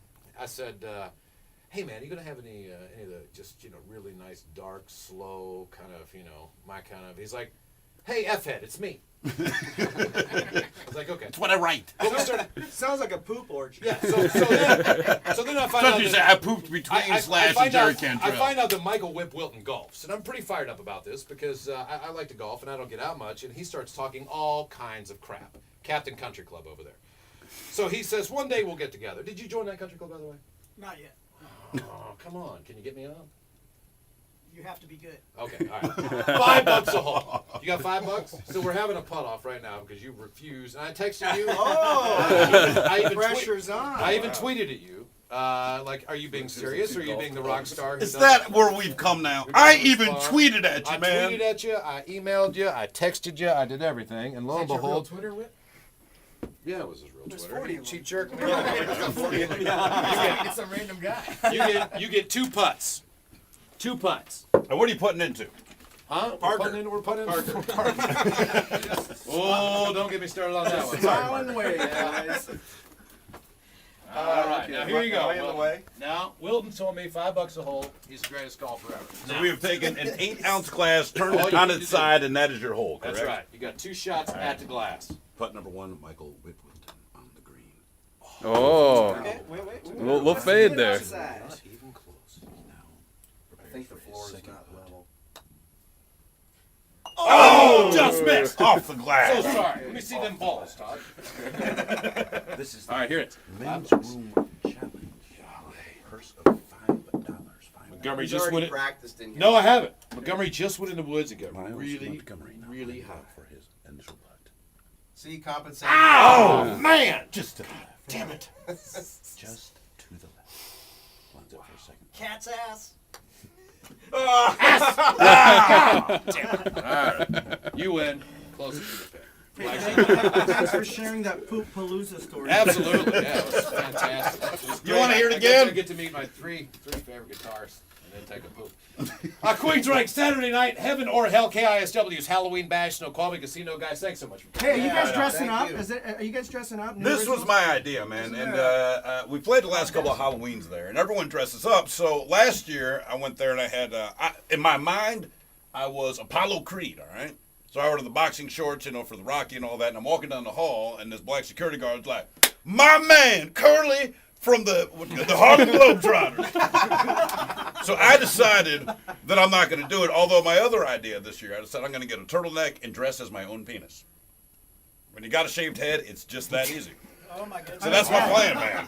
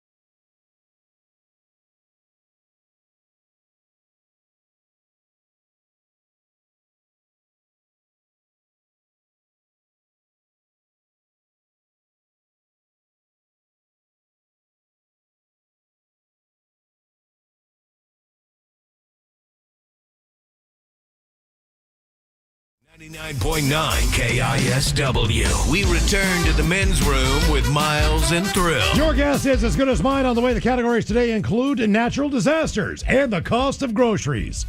But first, time for a few emails from the men's room at KISW.com. You've got mail. You've got mail. One on our question about water, guys. Me and some friends were playing water poker. Basically, you bet with sips of water. Now, most of us weren't using water, except for my girlfriend, who was the designated driver for me and a couple of others in the group. Now, she sucks at poker, so she had to drink a lot of water. On the drive home, she had to pull over to puke. And of course, one of the city's finest pulled up behind us, and we had to convince the officer the person was puking. That's the sober one, the designated driver, the one that was driving. I swear, officer, I just drank too much water. Probably the first time a cop has ever heard that one. And also, guys, took my 43rd trip around the big giant ball of burning gas in the sky this weekend. Yeah. Oh. Yeah, Rick, we don't do that. You know why? Rick. You know why? Because once we opened up that can of worms years ago, people were like, oh man, 2 weeks ago, I forgot to email you guys to get a birthday shout out. That sucks. Can I do it? And we were like, no. It's not your birthday. No, we're not doing that. I've never had one. I work on the show. You never had a birthday? Well, that's good. Well, yeah, Christmas Eve, man, it's your own fault. You never will. Nope. Yeah. And I am broken up inside. Yeah, want to be Jesus, baby. Yep. As we move on to I know you picked that date to be born. The birthdays brought to you by Minzer Roasted Red Salsa from San Juan. Salt's coming in. Dip responsibly. Guys, good afternoon. Yesterday was my 65th birthday. Wah, wah, wah. There it is. Yeah. Guy says he remembers you, Ted, from Stone Cold Creamery. Oh, Dave. Oh, yeah. Sorry, Dave. You went to Stone Cold Creamery. I'll be damned. You did? I did. Years ago, I was doing an event. Him and his wife owned a Stone Cold Creamery. And afterwards, went in there and got a little cup of ice cream. Oh, yeah. Okay, well, do you remember the flavor you got? You know what? I don't remember at that one. God damn it. Do they still have those? What, Cold Stone? Oh, yeah. Do they? Yeah. Everyone that I used to go to in Noah has been shut down. So I didn't know if they just went out of business like Boston Market. As far as I know, there's still one out in Issaquah. Maybe. They did get really big and then shut down. I know the one downtown I went to once on like a second or third date, and it's like summertime. And I'm like, I'll take this, I'll take that. And finally, the guy goes, look, man, it's Sunday evening. Like, I got this. And but the girl really wanted ice cream. I was like, we would love some of the blueberry whatever ice cream. And he was like, all right, let me serve it up for you. Serve it up. He was tired and spent, but I was like I would have picked up on it, but like the girl I was with, like she was pretty cute. And I was like, want the blueberry. she wants ice cream, dude. Like, help me out here, man. I'm going to get laid if you do this. Here's an actual birthday shout. Oh, you mean for today? Good afternoon. Wishing my son Louis a very happy second birthday. Louis. There's a lot of baby. sound bites I'd love to ask for, but I fear family may be listening and somehow think even less of me should I request them. They can't possibly think less of you. Let's settle on a kid's fish sandwich and, if possible, Coach Ted's thoughts on the Mariners' potential playoff chances. Thanks, guys. That from Cameron. Fish sandwich. All right. First of all, Louis, happy birthday. As you get older, you might like that name, might not like it. But for the adults around you right now, it's hilarious to look at a 2-year-old and go, Louis, what are you doing, Lou? Louis! Oh, come on, Lou, get in here, huh? We got to go now. I will tell you this, though, son. If you're 2, there's a chance. I don't think it's good. In your lifetime, they will make the playoffs, the Seattle Mariners. Does Coach think it's this year? No, I don't. I know they put up 18 yesterday, but somehow they went on the road and managed to lose as many games as they could. That was awful. They're bad. And it's not, I'm just sorry. I don't want to rant, Mike was right. If you just take some of those 18 runs and you spread them out in the other games, you got a chance to win a couple more baseball games. 18 runs is fantastic, but I would have preferred a few more. You wasted all those runs in one game. Yes. One game. Just blow it all. It's like, don't spend all your money in one place, right? Look, we won the game. It's Cal like, great, Raleigh is great. They have good players. But at this point, don't get mad at the coaches and the players. What have they been doing there for? Just, it's unbelievable. And I feel bad for all my Mariners fans. Yeah, we feel bad too. Hello, lads. Today is my 19th birthday. Hello. So, can I get a fish sandwich? Your penis is too small, and the dirty Germans talking about auto mechanics, please. I get a fish sandwich? Penis is too small. You know, I'm not an auto mechanic, but I've been known to slide under the hood from time to time. Yeah. And there's so many fun words to play with. Do you want to touch my dipstick? Yeah. Do you want to play with my gear shift? Everything's bigger when it's metric. Yeah, if you take your top off, it's like a starter and an engine. Guys, today's my daughter Cassidy's 21st birthday. Cassidy. She's been listening to KISW her whole life. Would you please wish her a very happy birthday? She'll be shocked if she hears it from you guys. Thanks in advance for your help and helping me make this happen. Thanks, guys. That from Michelle. Yeah, happy birthday, Cassidy. Happy birthday, Cassidy. You're going to get drunk tonight. Yeah, just make sure, man, if you got to work tomorrow, just take the day off. Take the day off. Come on, man. As Ted would say, drink some water along the way, and don't let your friends keep stacking the shots. It's time to take off the leash. All these things are going to happen. Just take tomorrow off. Just take it off. Yeah. That's a tough one. Her 21st is on a Monday. Right. So she couldn't go out last weekend. Maybe she'll go out this weekend. And remember, take 3 Advil before you go to bed, okay? With a glass of water. Now, you're going to throw those up at about 2 o'clock in the morning. So have 3 more ready. Take 2 more. Take another glass of water. Wake up. Take 2 more Advil. I know that's a lot of Advil, but you'll need it. Snap a picture of yourself. Gentlemen, please give my twin sons, Cole and Riley, a men's room shout-out via Dirty Germans and talk all over each other about the benefits of being 29. Thanks, guys, and love the show. Yeah, at first I thought you said Cole and Riley. I was like, yeah, I've done that move before. But happy birthday to Cole and Riley. Yeah. So, you know, together they sound like quite the duo. Yeah. The Cole and Riley show. And with us, there's 4 swords. Yeah. Cole and Riley show. Talk all over ourselves about what now? Being 29. Well, 29. Well, Oh, dude, dude, next year you're going to be 30. telling you you, can set up then next it really year. hits you. Throw down. You're not 18 have a anymore. really good time. Because when you're That's the 20, last you can get away still with it. feel like Before you're everyone's going to say, 18 years oh, old. it's an old man. But you're Guess not. what? You're not. For enjoy it. Gentlemen, hopefully I'm not too late on this. Today is my 32nd birthday. And after a weekend away celebrating, all I really want is the Dirty Germans telling me the best way to close out the birthday. Maybe some dad jokes for Miles. I am bummed that I missed your 20th anniversary party, but won't miss the next one. Cheers, guys. That from the lovely Emily in Tacoma. Yeah, Emily, maybe you hire a DJ, but instead of scratching the turntable, he does the same maneuver between your legs. Yeah. And just feel free to get your mouth closer to this microphone. Yeah. Yeah, we'll bring 2 turntables and the microphone. Yeah, 2. Okay. What's the difference between mashed potatoes and pea soup? What's the difference between mashed potatoes and pea soup? What? It's easier to mash potatoes. Knock, knock. Who's there? Dishes. Dishes who? Dishes Sean Connery. Dishes Sean Connery. How many chefs does it take to change a light bulb? I'm not on a food theme here. How many chefs does it take to change a light bulb? I don't know. 1. He holds the light bulb up, and the world revolves around him. Mm-hmm. Oh, wow. Yes. Ted, did you hear about a bunch of chefs don't even know that's a joke. Did you hear about the Italian chef that died? No. He passed away. Oh. We can only do so much. Can only do so. But his legacy will be a piece of history. Pizza. And one more. I fired my sous chef because he lied on his resume. Oh, yeah? Turns out he's Navajo. Oh. I Sue. All right, it took me a minute. That's pretty good. I like that. I like it. Pachols, I want to do a birthday shout out. Happy 40th birthday to my husband, James. Love you lots from Mackenzie. You guys can add any one of your many comedic phrases or sound effects, please. And always appreciate you guys. And thank you very much. Cheers. That from the lovely Mackenzie.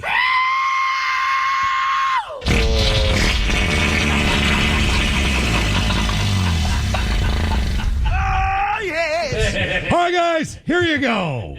Happy, happy, happy birthday. Happy, happy, happy birthday. Happy, happy, happy birthday to you, to you, to you. Ya's a Dirty Germans brought to you by Men's Room Original Sausage. Available through Uli's World Famous Sausage, mensroomlive.com, and other fine retailers. Schweinefleisch. Thank you, Wobbin. Let's see here. Let's get a contestant on the line now for your guess is as good as mine. 206-803-ROCK. In the meantime, we'll use that as an excuse to read some extra emails. All but y'all, just want to thank you guys for throwing an amazing event on Saturday. So much fun, great beer, awesome food, great music. What else could you ask for? That all said, I got asked about a dozen times if I was Ted Smith.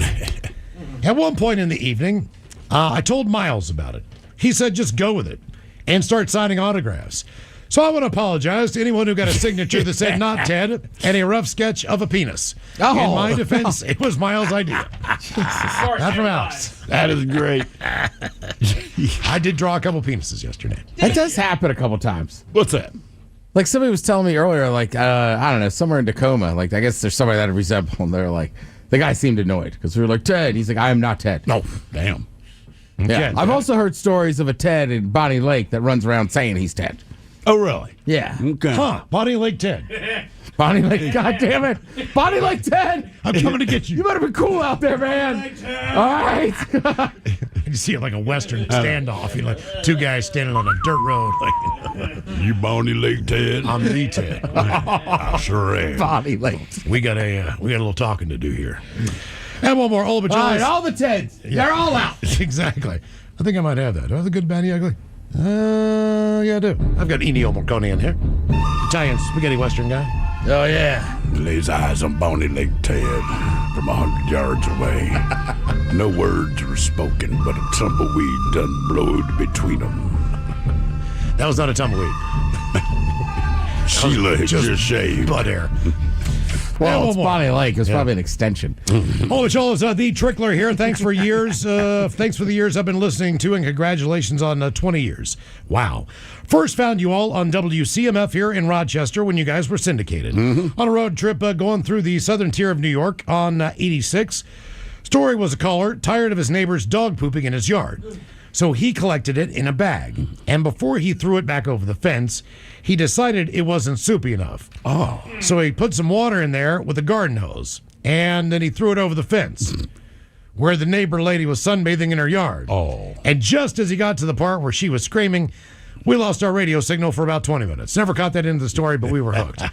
And now you efforts are stuck with me. Congrats, much love, and thanks for making work bearable and all the laughs. Yeah, I owe him a T-shirt, man. That from the Trickler. Yeah, Trickler's a Bills fan. He lives in Rochester. So we do these bets, and we put a bet on the game. Just a T-shirt. It's not the end of the world. He went to bed before the end of the game. I was like, dude, look, my team lost, but like that was an epic game. Can't believe you went to bed. Trickler, I apologize. I forget about the time zone. He's like, yeah, bro, I got to get up at 5 a.m. Like, it was already late there. He's like, that's why I missed the game. I had the discussion 3 times with my buddy yesterday. We sat there and watched Red Zone, then the Seahawks, then the late game. Yep. And I said, it just doesn't, like, it's just so much better on the West Coast. I was when we were saying goodnight, it was like 8-something. I go, this game would just be kicking off on the East Coast. I know. The hell with it. Not only that, but the wait. It's more the wait in the morning. It's more the wait in the morning because it's not a wait. It's you got to wait till the afternoon. That was what drove it's me 1 o'clock. crazy. I don't know how we used to do it. You've already been to breakfast. You've already had a couple of drinks. You get more stuff done. You can get more stuff done if you live there. But I went back, I think it was 2 years ago for a Ravens game. It was a 1 o'clock game, 10 o'clock here. I'm up at 9, right? We had breakfast. Took the kids to a couple places. It's like 10:30, and I'm like, how in the F do people handle this? Especially college football on Friday nights and Saturdays. God, it made me bonkers. That's tough, too, because sometimes you're up till 2 a.m. Oh, yeah. Well, the good part is that it's still on late. The bad part is I've been in Cape Cod and they were like, you got to leave. And I'm like, I'm watching this Husky game on Friday night. They're like, sorry, we're closed. Yeah. See you later. All right, time for Low. Your guess is as good as mine. It's an easy game to play. We get a contestant on the line. You pick from one of 2 categories and see if you can get as many right in said category before 3 strikes and you're out. So who's ready to play? Your guess is as good as mine. Hello, Ray. Welcome to the men's room. Hello. Hola. A ray of sunshine. Ray, your categories. Today we have the top 10 favorite natural disasters. Actually, they are what Americans believe to be the scariest natural disasters. Any of them. Then we have the top 10 cities for the most expensive groceries in the United States. So, do we want to go groceries or do we want to go natural disasters? Natural disasters. Natural disasters. Well, aren't you full of darkness? You said ray of sunshine. Yes. So the poll asked Americans, what's the scariest natural disasters? Ray, there are 10. Just try to get as many right in the category before 3 strikes and you're out. Her name was Catherine. Natural disaster and terrifying. Sounds like a hurricane. You want to start with a hurricane? Yeah. That comes in 4th place. 33% of Americans said that was their scariest natural disaster scenario. I think it depends where you live and how in Maryland, we would get hurricanes, but we always got the remnants of whatever had messed up Florida or the Carolinas. Right. Never as bad for us as it was for them. Yeah. But after watching that Katrina documentary that Ted turned me on to, it's hurricane, some serious stuff for sure. All right, you're 1 for 1, Ray. All right, how about tornadoes? Tornado is number 1. Yeah, that is the scariest natural disaster. A tornado. 46% of Americans say they're terrified of it. Do people just sit in their bunkers and just watch Wizard of Oz when there's a tornado going on outside? Again, just one quick thing about Wizard of Oz. Dorothy's riding back to her house. Yeah. There's a fence, but the fence does not cover the entire front yard. She still opens the door to the fence as opposed to running around the side. And Mike, you pointed out, family doesn't let her ass in. They don't. She's literally pounding on the door. Let me in! And nobody actually opens the damn door. Oh no, we can't hear because of the storm. Yeah, it's like the guy that was fly fishing earlier. Just like, good luck to you. He's having a blast down there. Also, for the record, sometimes with bad hurricanes, they spark tornadoes inside the hurricane. Yep. That's some of the worst damage. Yes, they do. Isn't that awesome? I've seen one. Thank you, Mother Nature. All right, Ray, 2 for 2. Tornado hurricanes are correct. There are 8 remaining. You have no strikes against you. What's your next pick? Earthquake. Earthquake is third. 35% of Americans are scared of an earthquake. Back to the Mariners. I've been through one. Back to the Mariners. We got a better chance of getting an earthquake than the Mariners in the playoffs, did you guess? I'd say you have a better chance of an earthquake than them winning a title. Okay, all right, fair enough. Just get to one. So, Mike, I'm not trying to make anybody I know feel you're bad, not, dude. It's Just, fine. it's just It's sad their and pathetic. stupid fault. You've been calling it all year. I have. I mean, it's not I've like called it the last 2 years. You've never been wrong. They have the big presentation, and I get so excited. There's a heartwarming feeling every time the home opener. They open the door. There's the fireworks, and boom, they get the red carpet. And here they come, announcing each and every one, and I get jacked up. And every time I do, I think the same thing. I hate this team. I hate this team because these guys are going to break my heart in a few months. You know the end of the movie, right? Yes. I'll tell you the end of the movie. I know you're going to watch it. It's the Titanic. No, it's not. It's Cal Raleigh in a Yankee uniform. Yeah. That's how this always ends. The best player. Sorry. You're not wrong, I know Miles. it stings. I'm That's just what the getting you Yankees ready. do. The Yankees watch the good players and then overpay them to be there. Yeah. I'm sorry. I love them, but doggone it is the most toxic relationship in my life. All right, Ray, 3 for 3. What's your next guess on natural disasters? Criminy. How about volcanoes? How about volcanoes? Believe it or not, volcano is number 10 on the list. There are a few. The West Coast has them. Alaska has them. Hawaii obviously has them. But I think it's different, Oregon right? has them. Because but other than that, Hawaii, right? Their volcanoes kind of always erupting. So unless something crazy happens, they're just used to it. It's kind of a when slow Mount bubble. St. Helens blew, like, nobody really saw that coming. Or the one in Iceland. Like, those are the ones that take you by surprise. The reason they're number 10 obviously is based on the fact that geographically, most people, they don't know it at Yellowstone or wherever the hell that is. Right. But there's not a lot of volcanoes to look at and be scared of. Mm-hmm. So it's not one of the most scary things in the United States because people don't have them. Until they blow. Exactly. All right, Ray, you're 4 for 4. 6 natural disasters left on the list. Let's go with floods. Flash flood is number 6. 26% of Americans, they are scared of the fact that there could be a flood, and they should be. I'll tell you what, you're watching that Katrina thing, and it's more about the flooding than the hurricane itself. And I watched one of those. I can't remember the name of it on NBC, but basically, fight will to live, something like that. I want to say like 3 of them have been about flooding and different, and all of their stories are freaking god awful just for how long it lasts. Mm-hmm. Right. Okay. Right. Ray, I will tell you this. 1, 2, 3 of the remaining natural disasters could very well happen in Washington State. Oh. I'm guessing that's got to be like avalanche, mudslide. Mudslides. Right. I wonder I'm thinking forest mudslide. fires. I like that idea. Let's go mudslide. Mudslide. Mudslide's number 9. I mean, think of what happened just north of here. Yeah. How catastrophic that was. And you would not have thought about it until it happened. Until it happened. Okay. I'm guessing forest fires have to be up there, man. If you're saying Washington State would be privy to this kind of thing. What about Totally tsunami? Fires. Ooh, yes. What did you say, Ray? I agree. Fires. You're going to go fires. Wildfire is number 5. That is 30% of the people. All right, so far, Ray, you've got number 1, tornadoes. Number 3, earthquake.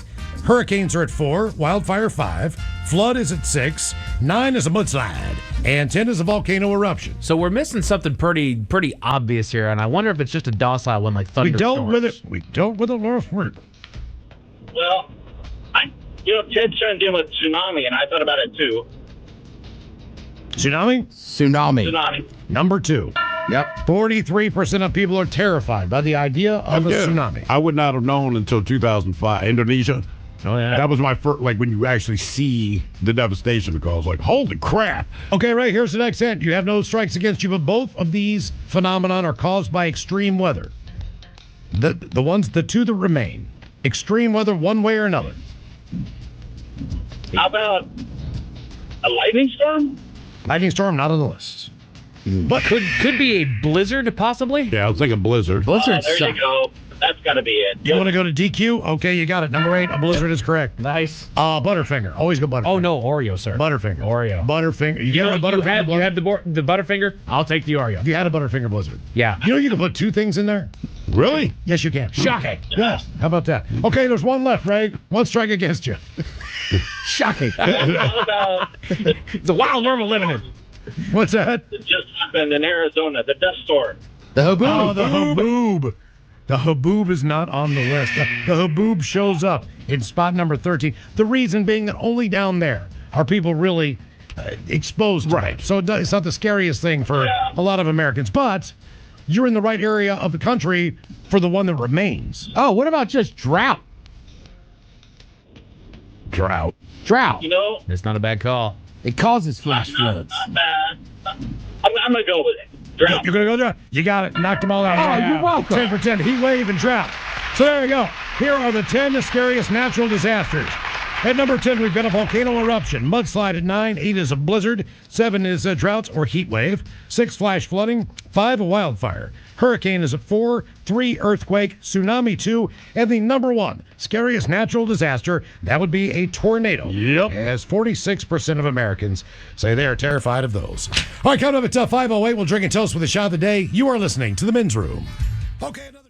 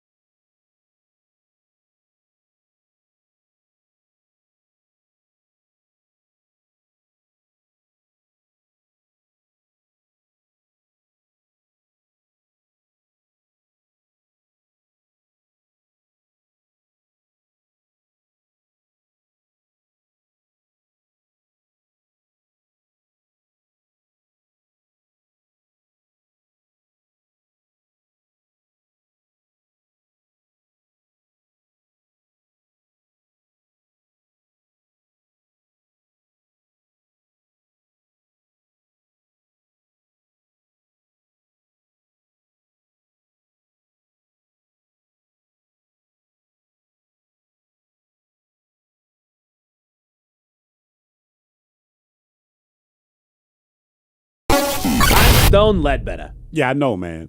I wasn't talking to you, Felix. I'm talking to the people on the other side of the camera. Only person on the other side of the camera, the cameraman. I'm talking to a future audience.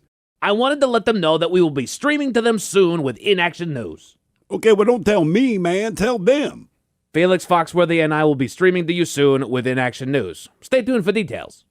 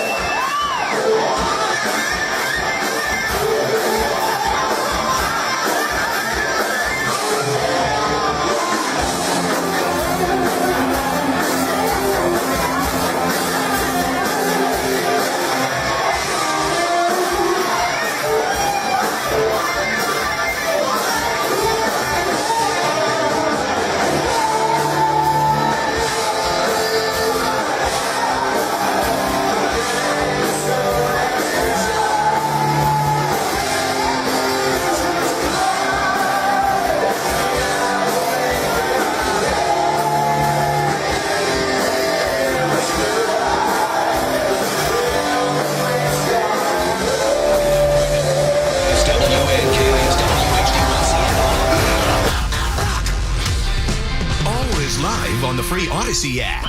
Text the men's room at 206-803-ROCK. The shot of the day is coming up. Appreciate all the people who have checked us out on YouTube. Look how ugly we are. We're now live for your viewing pleasure. The men's room now on YouTube at KISW Rock. Shot of the day is coming up. You're listening to the men's room.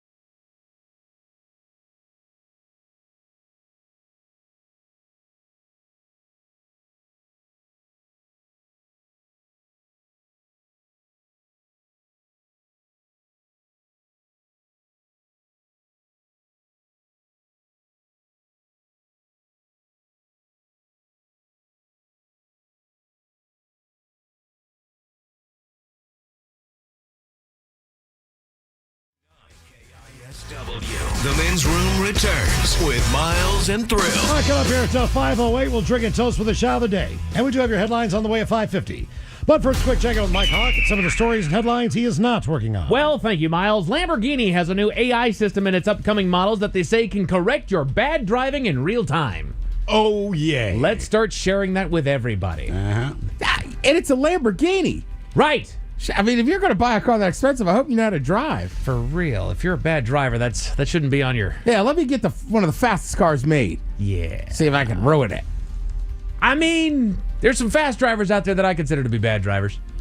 You know, I understand. Yeah, driving fast doesn't make you a good driver. No. It just makes you a fast driver. Right. Oh, good. You can weave in and out of traffic at blinding speeds. Do you trust AI to correct it for you, though?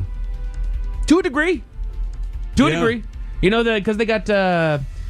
drove a car here recently. It was a rental that had that like steering aid. Yeah, you put it on cruise control and it keeps it between the lanes. There was only one issue with it, and it was going up north, going north on I-5.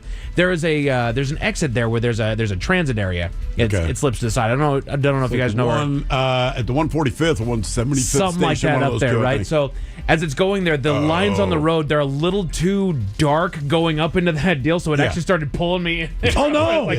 Correct. Is that the one that vibrates too? Sometimes, like if you're a little bit, yeah, if you don't touch the doggone wheel enough. Yeah. So, I mean, to a degree, I do agree with it, but at the same time, like, or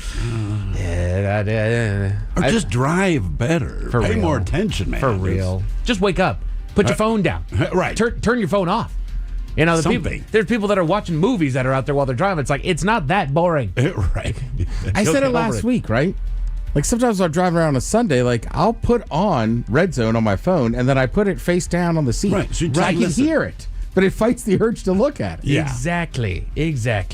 Apparently, scientists can now use glue guns to repair broken bones. Oh.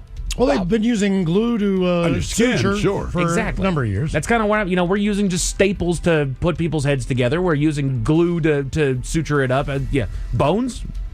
I wonder needs to be held in place. As long as they're held in place. Did the medical time to industry start using glue first, or so? I'm sure it happens on construction sites as well. But just in my time in kitchens, before I ever heard of the medical industry using glue to put skin back together, if you cut yourself to the point you're not going to die at the restaurant, they're like, put glue on it and shut up. I mean, it works. And I thought it was crazy. Right, it worked. And then maybe 5 years later, I heard they're doing that in the medical world. Yeah, I'm just wondering if lazy cooks are what inspired this whole medical industry thing. Because nobody cares when you cut yourself. They're like, glue it. There you go. Just have that there. The duct tape Band-Aid. New studies have revealed that as the temperatures get hotter, people are upping their consumption of sweets. I don't know what that correlation is, but... Ice cream? Could be. It's the only thing I can figure. Because it's not like when it's hot out, it's like, I could go for cake. Right. Right? I mean... Popsicles, ice cream. I just feel like as an adult, outside of a birthday party, cake and pie lends itself to a cooler temperature. Yeah. It does. Like around the holidays or something, right?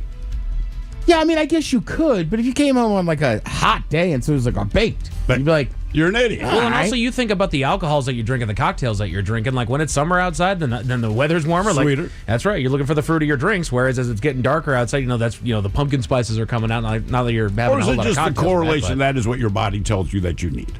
Could be. I don't know. I'm just one of those people where it's hot out. It's like ice cold beer. Then around Christmas, it's like nothing says the holidays. It's like an ice cold beer. Like, dude, you just like drinking cold beer.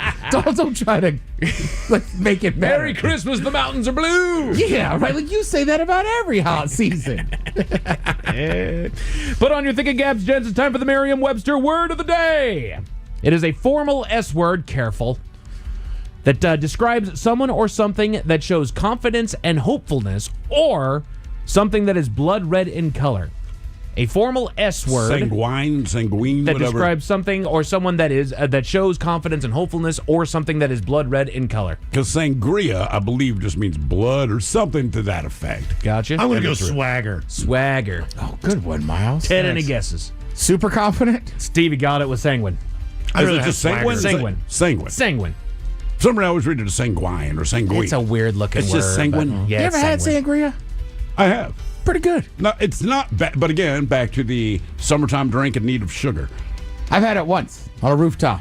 Only once, really? Yeah. And the guy was like, what's that? He's like, sangria. And I go, Hey, I should get a sangria. He goes, you're on a rooftop in like Laguna Beach. You can get a sangria. You got this. Like, oh, yeah, you know what? You're right. I realize you're not married. That's why you've had it once. What is it? Just wine and What were you fruit worried cocktail? about? I don't know. I'm not the kind of guy that usually gets a sangria, and he's like Hawaiian. He's like, brother, you're on a rooftop on the beach. Right. Like, get one. That's just wine and like fruit cocktail in it, right? Basically. Almost so, like a yeah. Pim's cup with wine. Yes. Pims. I like Pim's. Pimps. I thought you said pimp cup. So, well, you started laughing. I'm like, That's a I chalice, know. baby. He's talking about Say, brother. That's a jeweled chalice. Like, do pimps eat fruit? Is there something I don't know? Pim. I think it's an English Pim, thing, yes. but it's like It a is. yeah. Pim's cup. P-I-M-M. Pim's cup. I like the idea that Mike and his wife were just sitting around the house knocking back stuff out of pimp cups. You know it, man. Get my chalice, mama. That's right. It's a Friday night. You're I'm my looking to bottom unwind. Fill it to the top. So Mike is when he gets home. Very professional here, but otherwise. Say, Foxy Mama, I'm home. I just become Cat Williams when I walk in. There's just old funk music playing as he walks in the door. I change into my big old robe. Yeah. Look out for me. Powders up his hand. Why is he wearing sunglasses? I put my grill in. New research shows that a single fecal transplant can provide years of health benefits. Where do you get this poop? Like, do you pick the person? Do you like, yeah, you look like a pretty good looking guy. And where You can look I healthy. donate? Can I have some of that poop you got? I think it's like almost like blood donation. Like you bring in the poop, they test your poop, and if you're a good poop person, maybe they ask you for more poop. But either way, you come in, you have whatever problem you got going on, Miles, and they're like, we got just the sample for you. You know, like this guy's gut bacteria will help you. Do they take it in a nugget and give me the nugget? Right? I don't know. Do they smear the nugget?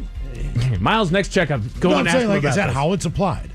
Do you put it on as a facial cream? What do you do? I think they put it on the tip of their glove and just stick it in there. Right? They do. And then that's enough. That once you get in there, even though it's coming out. Don't poop it out. They just grab a little syringe. Thank you. It's getting to be that time of year. When You wipe your ass with my dirty toilet paper. Oh. Here you go, buddy. Oh, no. Make yourself healthy. It's getting to be that time of the year. Time to have the old talk with your kids as they get older, because your kids, while they're learning about stuff, they're also figuring out some stuff is on the internet. And sometimes that conversation can be a little bit awkward to broach, but don't worry. We're here to help. Oh, good. The Men's Room Top 10. The Men's Room Top 10. So this comes to us from The Guardian from Jess Melendez, and it says, parents, don't panic over porn. Here's how to have an age-appropriate and shame-free talk with your kids. You like boobies too, brother? Pretty much. So it's a handful of things that they go through, because if you want to broach that subject with your children, there's a handful of things to consider. They say first, to set the stage. Set the stage for yourself. If you start from fear, oh no, my child might see this terrible thing, the conversation will probably be shut down quickly. But if you ground yourself, it changes everything. Think about the bigger picture. Pornography is not going away. Equipping your child to understand what they see, to ask questions, is far more effective than pretending it doesn't even exist. I'm talking to my daughter about this tonight. All right, yeah, just sit her down. Yeah, I am. One day you're going to find pornography. Dad, I'm 26. What kinds of questions do they think your kid wants to ask you about porn? Yeah. It's like, brother, that tingle you get, trust me, it's a very personal thing. Let me show you what your mom likes. Start with your values. Exactly, Miles. Before talking about porn, take a moment to reflect on what you do want your child to know about sex and relationships. Do you want them to value consent? To understand that intimacy is about connection, not just performance? To know that their bodies deserve care and dignity? That's part of the problem with porn, is that it's sex is a great connection between two people. It's like, but we've lost it in this like performative thing. Like, all right, now that I know what sex is, let's get after. Like, it's nothing like this. Consent is everything. After that, whatever you guys consent to is your own business. Yes.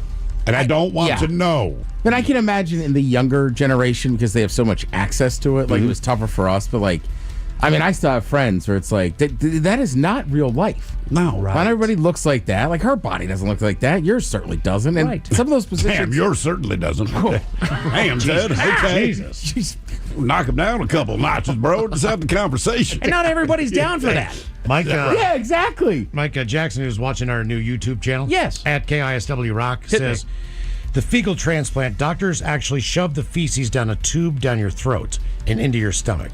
I'm not kidding. Okay. Well, it bypasses all the taste receptors. And then you Yeah, and then you pass it. Okay. Okay, I like it. But the burp would be terrible. Back to porn. Back to some more talking porn. They'd say to explain what porn is and what it isn't, as Ted was saying there. There's a wide spectrum of adult content, including work that is ethical and respectful, but most of what young people stumble across online is not that. It's mainstream porn, which often misrepresents sex and relationships. Yeah. Yeah, I mean... Because they're interested in me. In that sense, I would say, like, look, man... You know how, like, Deadpool's super cool, but no one's actually like that? Correct. It's kind of the same. This is the world of make-believe. And if you're lucky, you'll experience what they're experiencing, but you won't. Correct. They also say to keep it open and shame-free. Many parents worry if I talk about porn, won't it make my child want to watch it? Talking about porn doesn't spark curiosity, it builds critical thinking. Kids are already exposed to sexual content through media, jokes, and the internet. I have no idea what y'all are talking about. If my mom talked to me about porn when I was a kid, the last thing I'd want to do is deal with porn because I don't want to think of my mother. Right. When I'm looking at porn. Like, if you want to prevent your kid from watching porn, talk to them about porn. Right. Tell them that you've got a video out there that they might stumble across. I'd like to watch this with you. Like, trust me. They'll be like, God, that would be it, though. Yes. You sit there and just watch it through like, okay, and then here is when we go into the... You just have an anatomy lesson like these are. And what she's doing now. Right. Son, if you like pogs, none of the fellas going to look like you. We just got to get used to it. Oh, jeez. Practical conversation starters. Many parents just want to know what to say. We do have the ways to start the conversation depending on your child's age, plus how to gauge where they're at. They start with warming it up with a temperature check. Oh. Snap. Ask your child what they already know or have heard. Have you ever seen something online that made you feel weird or uncomfortable? Why is it always weird and uncomfortable? I'm rather comfortable. They're not going to when tell this is you going about on. that. No. They are not going to tell you about that. You ever gotten a funny feeling, Sean? I wouldn't tell you about that now. No. That's what I'm saying. There's a lot of things locked in there that's like, you don't get to know that that's what I'm into. Keep it to yourself. That's my right. thoughts, yeah. Hey, Dad, this one's got a chair at the foot of the bed like your room. What's this mean? What is this for?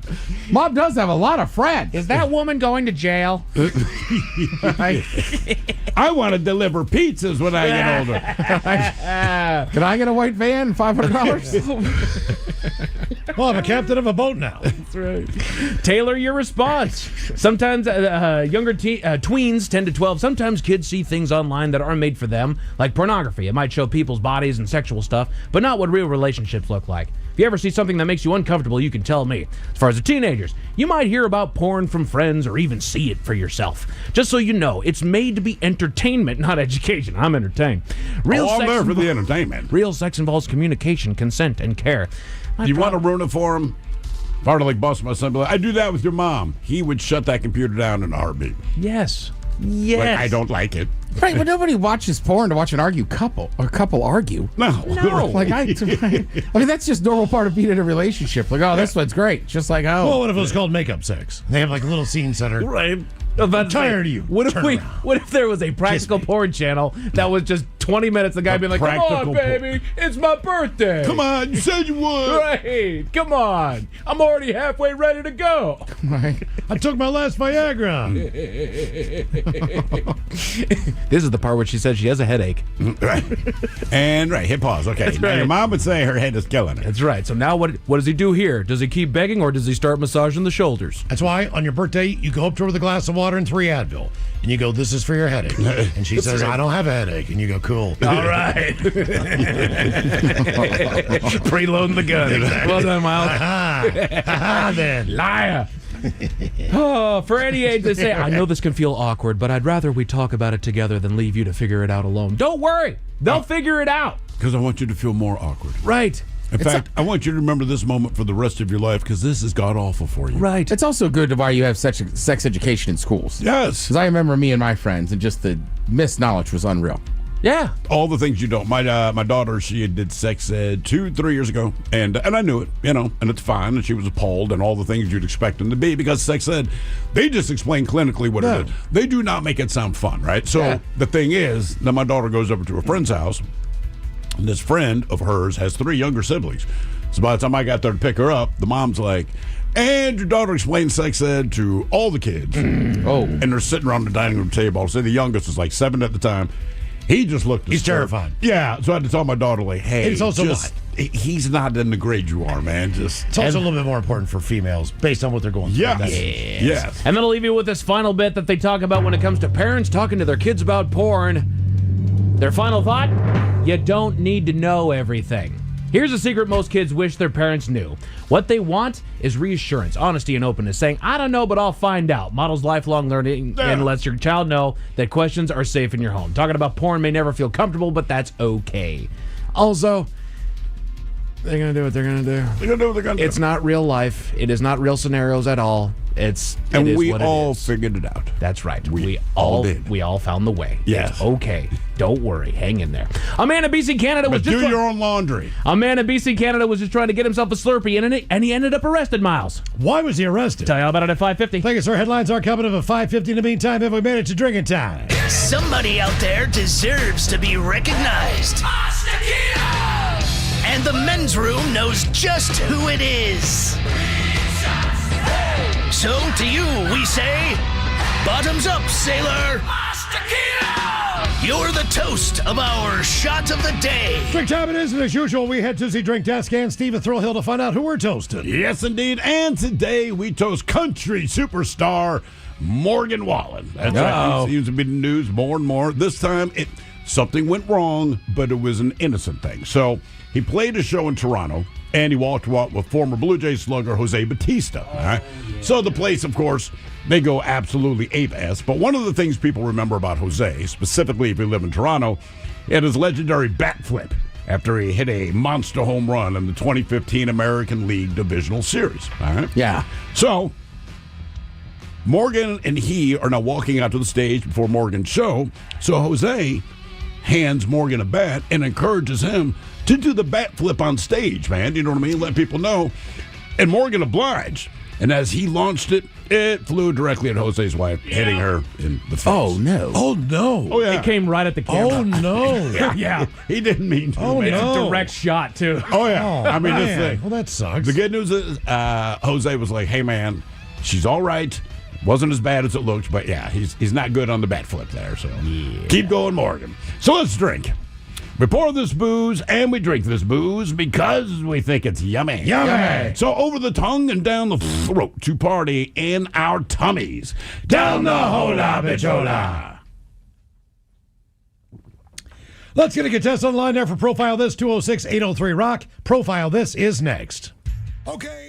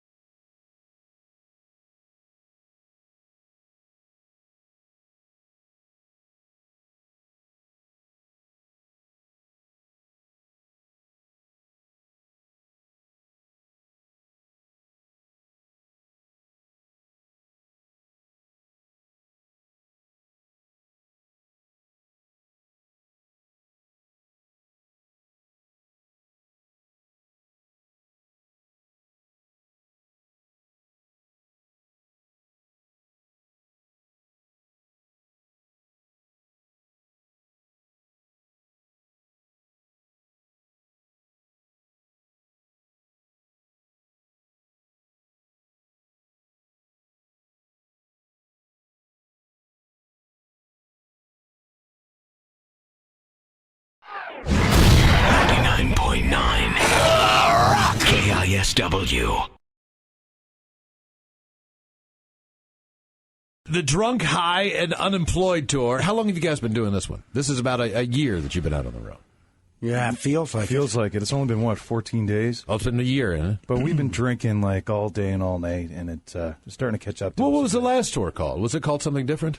Yeah, That was the community service variety show. That's when we were sentenced to community service and forced to do the show. This time we're not being forced. We're just getting drunk and high. Okay. All right. Where else? What other cities will you be visiting with women throwing themselves? Wait, go ahead, get it. No, seriously. It's Yeah, okay. we'll take our time. Yeah, No take our worries. time. Get it. No, I'm just, that's not what you think it is. We started in Detroit and then lovely kind of made our way across. And what do we have after this? Portland and San Fran. Francisco and L.A. Yeah, L.A. Okay. Los Angeles. San Fran, Julian, you'll be popular down there. Ooh, will he what ever? do you mean by that, man? He'll be very popular, especially when he gets his shirt off and oils himself up like a catfish. I don't get it, guys. What's going down in San Fran? What are you talking about, Bubbles? You will be Was there lots of ladies down there or what? Sort of. Good. I love strippers, man. Hope there's lots of strippers. We have some questions from listeners. Did Corey and Trevor ever make it out of the mental hospital? No. I wish they would, because I got some serious beatings to put down on them now. I owe them big time. They've had a weekend pass, I believe, but that's it. Jen?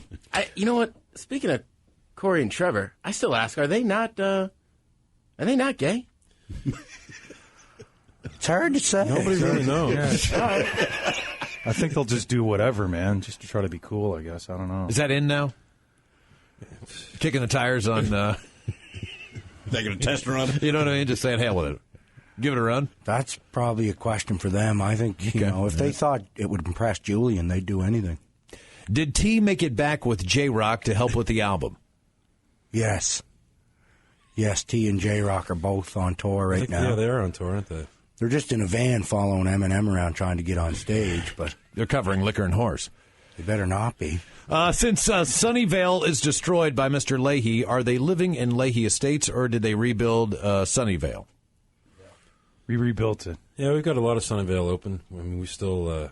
most of our business is in the other side of the park now, but yeah, Sunnyvale's starting to get back to normal. Okay. Ricky, question for you. Did Lucy ever forgive you? Well, she did, but now she's been caught doing a few things of her own, and I'm trying to decide whether or not I'm going to forgive her, because I'm getting really sick of her banging everything that moves. Especially your dad. That was pretty crazy. Didn't really want to talk about that, but thanks, Julian. Lucy bang Ray. What happened to your guys' website? Another question. I didn't know we had a website. No, I didn't either. Well, there you go. When did Lucy hook up with Ray? I missed that one. So did I, apparently. A few times. You're kidding me. A few times, yeah. How do you know? By the smell? No, you can... First, it starts out with the sounds of Lucy. Ray's pretty loud as well. I mean... I really didn't want to talk about this, dirty scene. Ray talks dirty. He talks trash while he's banging. What does he say? Is there anything that you can say on the air, Bubbles, that you Not heard to really. the walls? Not Just really. shocking? Anything? Yeah. Trucker talk. Was it in the wheelchair or just... Oh, his legs are working fine when he's banging Lucy. Yeah. He's just doing that for disability checks. Yeah, the legs, that's just all show. But when he does banging, his toes work well. Did Mr. Leahy ever come back from the Caribbean and get back together with Randy? Yes, he did. Came back. He was in big trouble when he came back. The He actually went to RCMP. jail. It was awesome. Yeah, he went to jail, and he had a bad sunburn, too. Horribly sunburned. Why'd he go to jail? What was the crime? Oh, well, all kinds of charges. Fleeing the scene of a accident, stolen money. High-speed piss chase. Yeah, high-speed piss chase didn't go over drunk. big. Mm-hmm. Another listener wants to know, are you guys going legit this time, or are they still doing crimes to make some income? I'm trying to stay out of jail right now, so I've got a few things lined up to make some money. That's legit. It sucks, but, I'm 100% legit. Oh, me too. I mean, other than growing and selling dope, which is pretty much legit. How's that going, the dope trade? Are you selling any of your stuff like to Amsterdam or to any of the legal places, or are you just doing it on the table? Yeah, there's some funny, weird guy that I sell a lot to, and he ships it over there somewhere. But no, mostly just local people. Funny, weird guy. Yeah. Who's he? KISW. Text the men's room at 206-803-ROCK. TV Time with Ted brought to you by Xfinity. Give him a call, 1-800-XFINITY. The men's room presents Profile This. And Steven Throwhill, could you please tell everyone on Profile This is played? Oh, I sure can, Miles. It's a simple game where we share with you a real-life news story, something that happened right here on planet Earth. Earth. And as you listen to the story, based on the stereotypes you believe to be true of people and the decisions that people make, we'll ask you what it is you think makes the story a story. Hello, Jeff. Welcome to the men's room. You girl and your Johnson, hola! Hola, yeah. Girl and your Johnson. Thursday, how you guys doing today, gentlemen? Doing great, man. We're tired. Yeah, I know. Still reeling a little bit from Saturday because we did it right. Yeah. All right, Hefe. I saw y'all getting talked to there on Saturday. It was a good time, brother. Yes, it was. Alone. All right, Hefe, you understand how this here game is played? Yes, sir, I do. I sure hope so. You just explained it. Yeah, that's a good point. Well, you Good got call. your choice of one of three categories today. We have the wonderful world of drugs. We have Animalize This, where you guess the animal responsible for causing the problem. And finally today, License to Spill, where you guess the substance responsible for causing the mess. We're going to animalize this. All right, here's the story of a 46-year-old employee wearing an inflatable animal costume outside of a Florida store, strangled a bike-riding juvenile with whom he had an ongoing dispute. So, Rodney Plathy, he was outside of a business early Friday evening when multiple juveniles rode by on bikes. At the time, Plathy, who is a registered sex offender, was wearing an animal suit costume. Now, the business is adjacent to a busy highway, and the costume worker, a la sign spinner, serves obviously to attract attention to passing motors. Now, investigators allege that Plathy, who had previously tangled with the young riders, he waved the juveniles over to him. He was joined outside by the store owner. Now, as the owner was addressing the group on the bikes, one of the kids tried to ride away.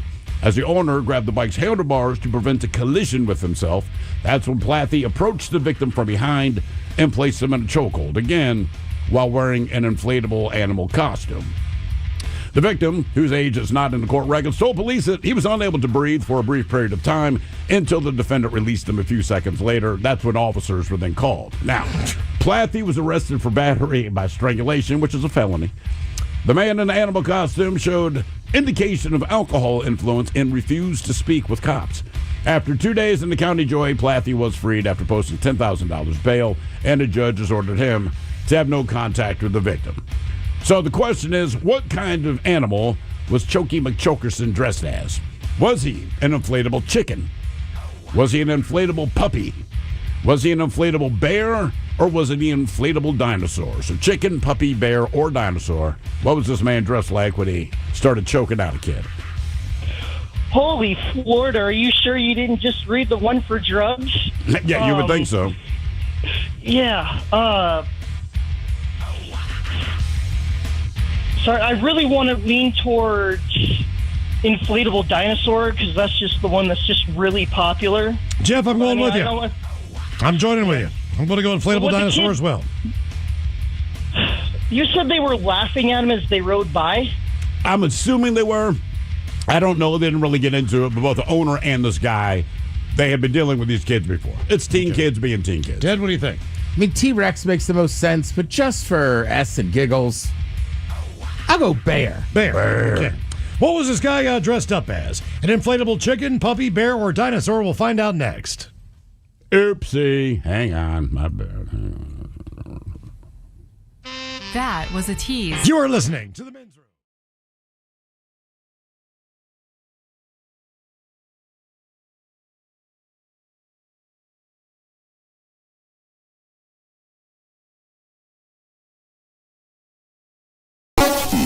Stone Ledbetter. Yeah, I know, man. I wasn't talking to you, Felix. I'm talking to the people on the other side of the camera. Only person on the other side of the cameraman. I'm talking to a future audience. I wanted to let them know that we will be streaming to them soon with In-Action News. Okay, well, don't tell me, man. Tell them. Felix Foxworthy and I will be streaming to you soon with In-Action News. Stay tuned for details.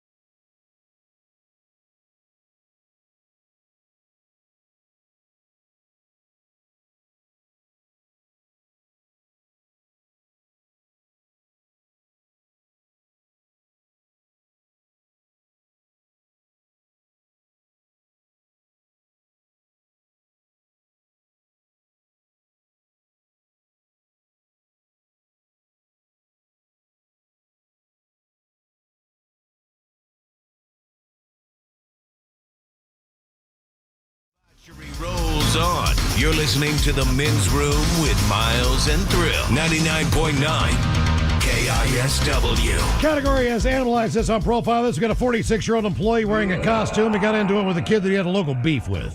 Put a kid in a chokehold. Turns out the guy in the costume was drunk, and he ended up in jail for the weekend. Question is, what was he dressed as? Part of the business outside to lure people in. Yeah. You've seen it. Inflatable chicken, inflatable puppy, inflatable bear, or an inflatable dinosaur. And, Jeff, that is the very question that we posed with you, and you and Miles Montgomery agreed you wanted to try it and true inflatable dinosaur, presumably the T-Rex variety. He was not dressed as a dinosaur, I'm afraid. Beat that, Smith. You went with a bear. Just for the hell of it. He was not a bear. This dude was dressed as a puppy. No, he wasn't. Oh, really? He was dressed, not even a dog, man, specifically a puppy, and got this kid in choke. Now I need to know what the business sells. It's either a pet store or okay, all right, fair enough. Right, it is an animal-related place, right. But yeah, choked a dude out dressed as a puppy. Now for all TV news all the time, it's time for TV Time with Ted. And now, because your pathetic life is confined to countless hours in front of a talking box, the Men's Room presents TV Time with Ted. All right, we're going to start with some sports stuff from around the nation. First of all, did everybody see the woman that was the new ultimate Karen? I read the something Phillies about fan, it. right? Yeah. Correct. So you got the final Ibiza boss. He's been popping up all over. There's been Karens all over. And I'm not trying to take a swipe at women, but there seems to be a certain age you got to cut your hair short. Mm-hmm. So this woman has what you would think is the stereotypical Karen cut. Karen cut, yeah. So basically, here's the rules. A ball hits in the stands. She did not grab it, and it landed in the row behind it. So this guy ran over, grabbed it, and then gave it to his kid. She runs over, berates him, and is like, hey, you got to give the ball back. And to the dad's... Ball back to who? To her, because she's like, it's our ball. So some people kind of got on the dad, because he kind of reacted like, oh, my God. And then he actually gave her the ball back, and they're like, how could you do it? But I like it. The dad was like, look, man, I was just trying to show an example, de-escalate the situation. He's like, look, it was crazy, but he's like, I'm not going to get in a fight with a woman over this ball. Over a foul ball. It's a ball at the end of the And day. he got it fair and square. He did. It wasn't correct. like a fight or anything. He just picked it up off the ground and went back and gave it to his kid. It hit their seats. They didn't catch it. Yeah. And it rolled down to the next row. It's like, if you don't catch it, that's fair game. Keep your head on a swivel. This have is some understood, situational yeah. awareness. Right. And not only that, he gave it to his son. So anyhow, then the Marlins went down, gave her a nice gift, or gave the kid a nice gift. I think the Phillies, he got to meet the Philadelphia player, got a bat signed. I want to say somebody even gave him World Series. And a brand new RV. And a new RV. Yeah. So good for her. Yeah. I'm going to set this up with someone like, hey, look, man, I'm going to just Come be a berate turbo me. bitch, right? You know what I mean? Berate me, I'm going to give you the ball and see if I can get hooked up. That is unbelievable. If you want to do it with your son, I'll even throw a shove in there. That's what I'm saying. Nice. And then snatch the ball out of his hand, right? Boom. I'll throw a shove in there. Basically, Give me the ball. Basically, he kind of... You'll get nothing, and I'll get in jail. He, as delicately as he could put it, say, my family was there. I did not want to do anything that I would regret. Yeah. Yeah, that's fair. In other words, I think he would have cold cocked her. I just don't If they'd have understand been what in is a- if they'd have wrong been in with a bar. people. And then to just go over there and be like, apparently she was like, and in our seats, that's our ball. It's like, no, it's That's not. not how that works. Right. You got to catch it on the fly, or it's anybody's Yeah. ball. If the player drops it, they don't just call it out anyway. What, hit my glove? Yeah. Well, it was hit towards me. I mean, come on. All right. Now, this one's pretty funny. All right. You got the A's and Texas Rangers. They're playing a baseball game. All right. All right. So the first part of this audio I'm going to cut to is the camera pans over, and there is a couple. She is eating a certain brand of ice cream sandwich. So you'll hear them first start commenting on the ice cream. I go for one of them too. Little It's It. It's it. What's that? What's an It's It? Yeah. On behalf of, you are a handful, Chris, let me tell you. All right, so I'm cutting the audio there. Now, as he's about to explain what an It's It is, the woman is wearing a tank top. It is very voluptuous. All right. The husband notices the camera and goes over and grabs her breast. Oh. So you hear that guy in his voice. Now, here's what you don't know when he goes, "Oh, you're a handful," to the guy on the air. Now, I cut it there because there is 30 seconds of silence. And you can hear them just kind of giggling in the background. The camera pans away very quickly. And then the inning ends. They finally say something. Fly ball center. That'll end the inning. Ace down by a few. They're just so caught off guard. And it's the guy's wife. Oh, yeah. I don't know. Probably not best for everybody to see, but also it's like his wife, they're having fun. But I don't blame him when he's just like, oh, and it's oh, you're a handful too, dude. Yeah. Just grabbing him something in the middle of a game. Yeah, right. Side note, It's are fantastic. Just an ice cream sandwich. I've never had an It's-It. What? Yeah, I had no idea what that was. I think it's like Fat Boy brand ice cream sandwiches. Is it ultimately just an ice cream sandwich, or is Yeah. it back to what you were saying with the Pop-Tart ice cream sandwich? No, I think it's just like the Fat Boy is like a specific ice cream sandwich that's very thick. Okay. All right. So I think it's a version of that. But yeah, I mean that guy originally when it pans to him, he's dead serious. He's like, "Oh no, man, I could go for some ice cream. Oh, damn it, you're a handful too." And they're chocolate covered. There you go. You got that guy. Right. Oh, yeah. That's. I was wondering what the spin was. Yeah, all right. Covered in chocolate. Yeah, that looks pretty good. My bad. It doesn't look like it's Fat Boy brand. I just thought it was great. And when I heard it today, I go, Mike, we got to play this. Because, I mean, I cut out the 30 seconds of them just sitting there. You can just hear them snickering in the back, which I don't blame them. There's plenty of times we get caught snickering. Oh, God, yeah. Yeah. All right, so I don't know if a lot of people know this, but Macaulay Culkin and his brother, they both emancipated themselves from their parents. Both of them did. I know Macaulay did. Because it was a big mess. I never even heard about Karen until 10 years ago, maybe. He was in Home Alone too. You know what? Let me backtrack. What? Macaulay Culkin for sure emancipated himself from his parents. Yes. But basically, it was like the dad wanted all the money, kind of wanted the fame. So then Macaulay Culkin remembers that John Candy, of all people, the documentary John Candy, I Like Me, premiered at the Toronto International Film Festival the weekend. So he was there. And he was just saying, like, John Candy was one of the first people to point out to him as a child that, like, I think something up with your dad. He said, quote, I think he always had a great instinct. I think he saw, listening before we had crested and the Home Alone stuff was happening. It's not hard to see how difficult my father was. It's no secret. So basically, he was like, John Candy even was just like, which is tough to do. With a kid. With a kid to be like, man, your dad's kind of bad. But I think he was just like, he could recognize now that John Candy would bring him along on stuff and be like, hey, hang out with me today. You don't need to hang out with me. They say the documentary is incredibly interesting. I did read one article today that said, try as they might to dig up anything on John Candy. It's all interesting. Everybody just says, what a wonderful human being he is. Yeah. Really? Like, so there's nothing. I mean, it's just about his life, that's the way it should be. But you'd think along the road, maybe there's maybe there's a speed bump somewhere or anything or a pothole. Not with John Candy. No. And one of my favorite scenes in Planes, Trains, and Automobiles is after Steve Martin just absolutely berates him, Yeah. And they'll tell you, how can you stand it? I'll say, I know Ned Griffith, shower curtain ring guy. And that's when John Candy's like, you know what? I like me. So I like the fact that they named That's pretty cool. the documentary after that scene. Because, you know what? It was correct. It was a powerful scene in the movie. Right. And Uncle Buck, like, I kind of forget that's before Home Alone. Oh, yeah. I mean, just awesome movie as well and everything. I mean, John Candy, right? Like, just seems like one of those guys. Yeah. I don't know. Apparently he was. I mean, I could not find anything bad about him. Yeah. So it's all positive. We tried. I want to check that one out. That was Ryan Reynolds produced that one, and I forget who directed it. It's somebody else I like too. I mean, that makes sense since they're both famous Canadians and pretty big up there. Yeah, I think we get it in a couple weeks. Nice. So it's like, it's not too far out. I want to go check that one out. Because it was at the film festival, so yeah, it's going to take a little time. I'll tell you what, and I haven't watched in a while. I think it'll stand up, but go watch Canadian Bacon. It is one of the dumbest, simplest movies ever made, but he is awesome in that movie. And it's just the whole idea of starting a war. Because for a while, we weren't always in wars. Right. And they want to fire it back up like, I don't know, maybe we'll pick on Canada. Obviously, a lot of stuff was going on this weekend. You had sports back and everything. MTV Music Awards did happen. I really just want to talk about Best Rock Video. Best Rock Video. What do you guys think won? Probably not the rock Video band, Music Awards. Do we know it as rock? Do we know it as rock? Would we say this is a rock? Someone like The Weeknd. No. I like The Weeknd, but he's not rock. Right. But It that's what I'm involves a band that sings. I just don't know that I'll put it to you this Is it way. like Jonas Brothers or something? I like this band. I'm pretty sure Miles hates them. I don't know if anybody else Hate's a in this strong room- word.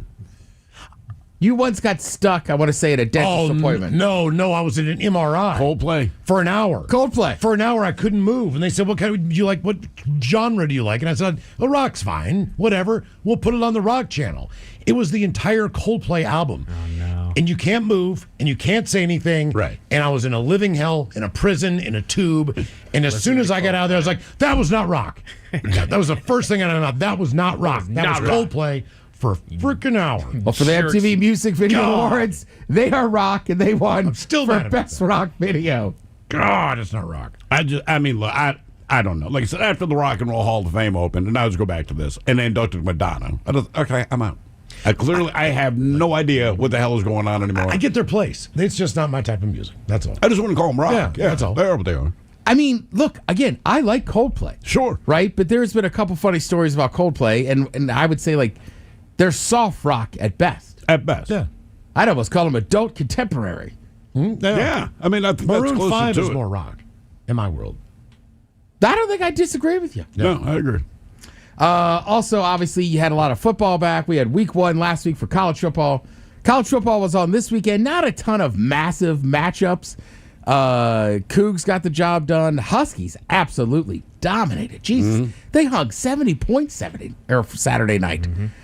Like, my buddy was joking around. I was like, man, I'm getting tired. He goes, we'll go home when they cover the spread. The spread was like 38 points. At halftime, I was like, we're going home. Yeah. And goodbye. Then yesterday, obviously, Sunday. First of all, Red Zone was fine. There was a screen Wingstop commercial, which I almost got Wingstop. About to say, does it get you? It almost did. Wingstop gets a pass on my I'm with you. Yes. There was some banner ads, but it wasn't the end-all, be-all. Everybody was jumping off a cliff. It was fine. Then, you had, and frankly, just good football games, right? Seahawks game, look, after the game, frustrating loss. Division opponent at home. You don't want to lose those games. But it wasn't all awful. Defense looked good. Tyreek Woolen, just knock a ball down, son.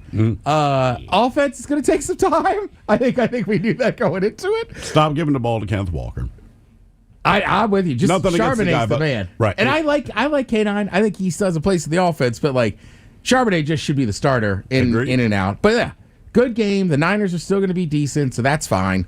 I mean, just a good overall weekend. I know you guys went through the same. Oh, yeah. But we were so crushing happy loss. the Steelers won. You know, that was Yeah. Oh, I know. Jesus. Well, and the Steelers Seahawks won. going to play, God. but the Ravens-Bills game, man.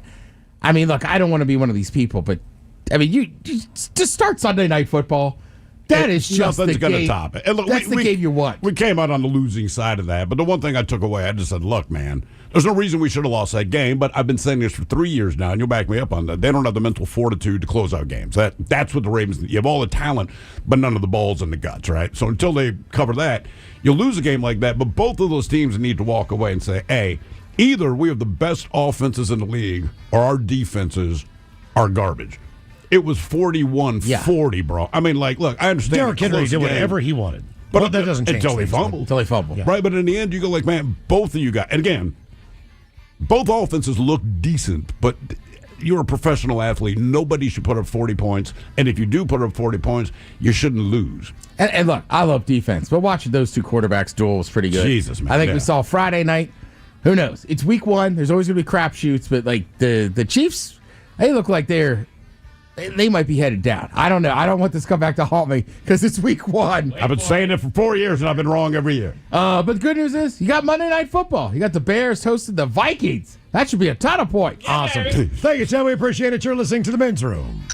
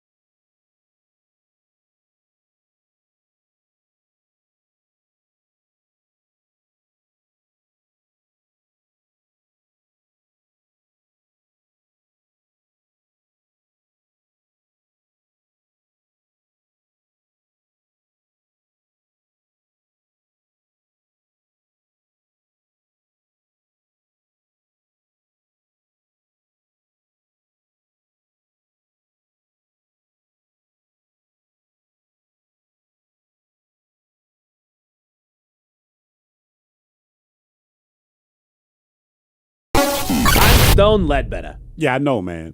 I wasn't talking to you, Felix. I'm talking to the people on the other side of the camera. Only person on the other side of the cameraman. I'm talking to a future audience. I wanted to let them know that we will be streaming to them soon with In-Action News. Okay, well, don't tell me, man. Tell them. Felix Foxworthy and I will be streaming to you soon with In-Action News. Stay tuned for details.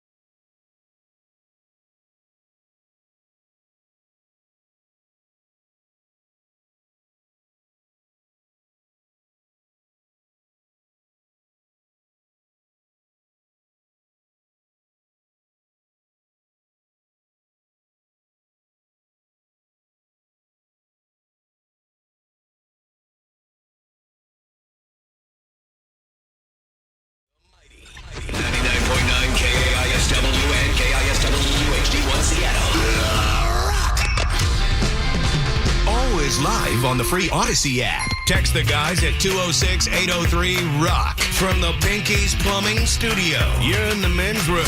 Put our meat in your mouth and throw the best sausage party in town with delicious men's room beer brats from Uli's Famous Sausage. Available at your favorite local grocers. And it's filled with men's room IPA from Black Raven. Fire up the grill while helping our friends at the Fisher House. Men's room beer brat details and locations at KISW.com. You are listening to the Men's Room.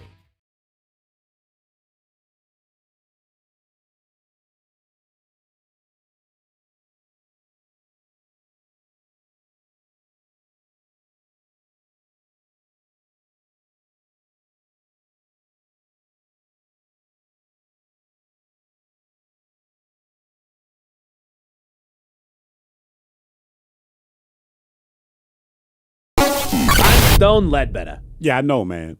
I wasn't talking to you, Felix. I'm talking to the people on the other side of the camera.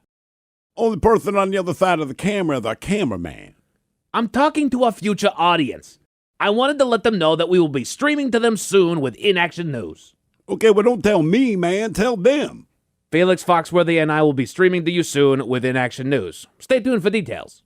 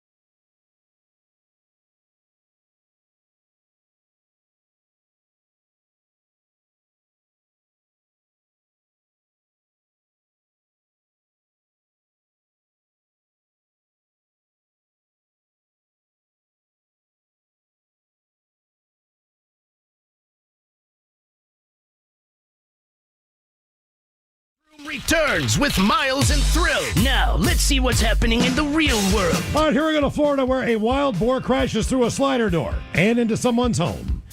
Now we head up north to BC, where a man picks a kid's pink Barbie Jeep as his preferred way to roam. Child gets bitten by a copperhead snake, and the daycare does not call 911. A Kentucky nurse saves a raccoon that was having a little bit too much fun. And a survival challenge contestant survives. It's time for your headlines. Now, it's time to hit the headlines. Here's my cock. Our top story, we're going to BC, Canada, where delicious Slurpees are worth getting arrested over. A man tells his local media that he wanted to go down to the corner store to get himself a Slurpee, but admits he got a little lazy and decided to borrow a vehicle from his roommate. And by vehicle, he meant his roommate's kid's toy Jeep. Come on. Bright pink, everything. It was awesome. Witnesses caught photos of the man rolling down the road on his way to his delicious treat when he was suddenly tailed by local authorities. At first, it was an unmarked police car just tailing him there for a minute, then it let him up.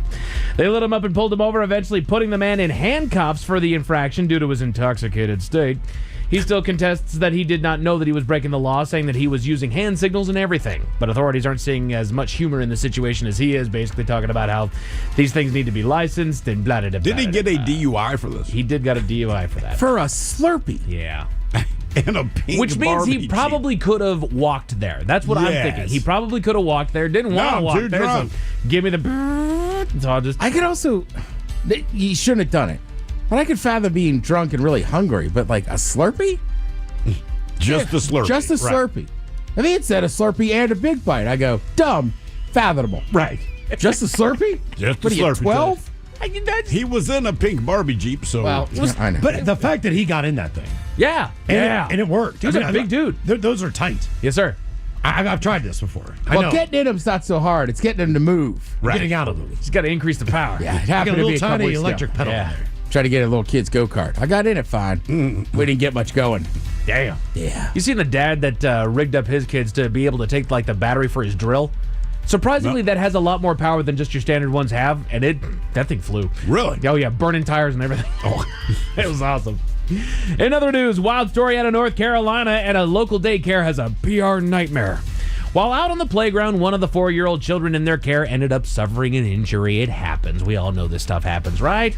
So they called the parents and told them that it was most likely a splinter or maybe a minor break in the hand that needed medical attention. They needed somebody to come and pick the kid up and take him to the doctor, right?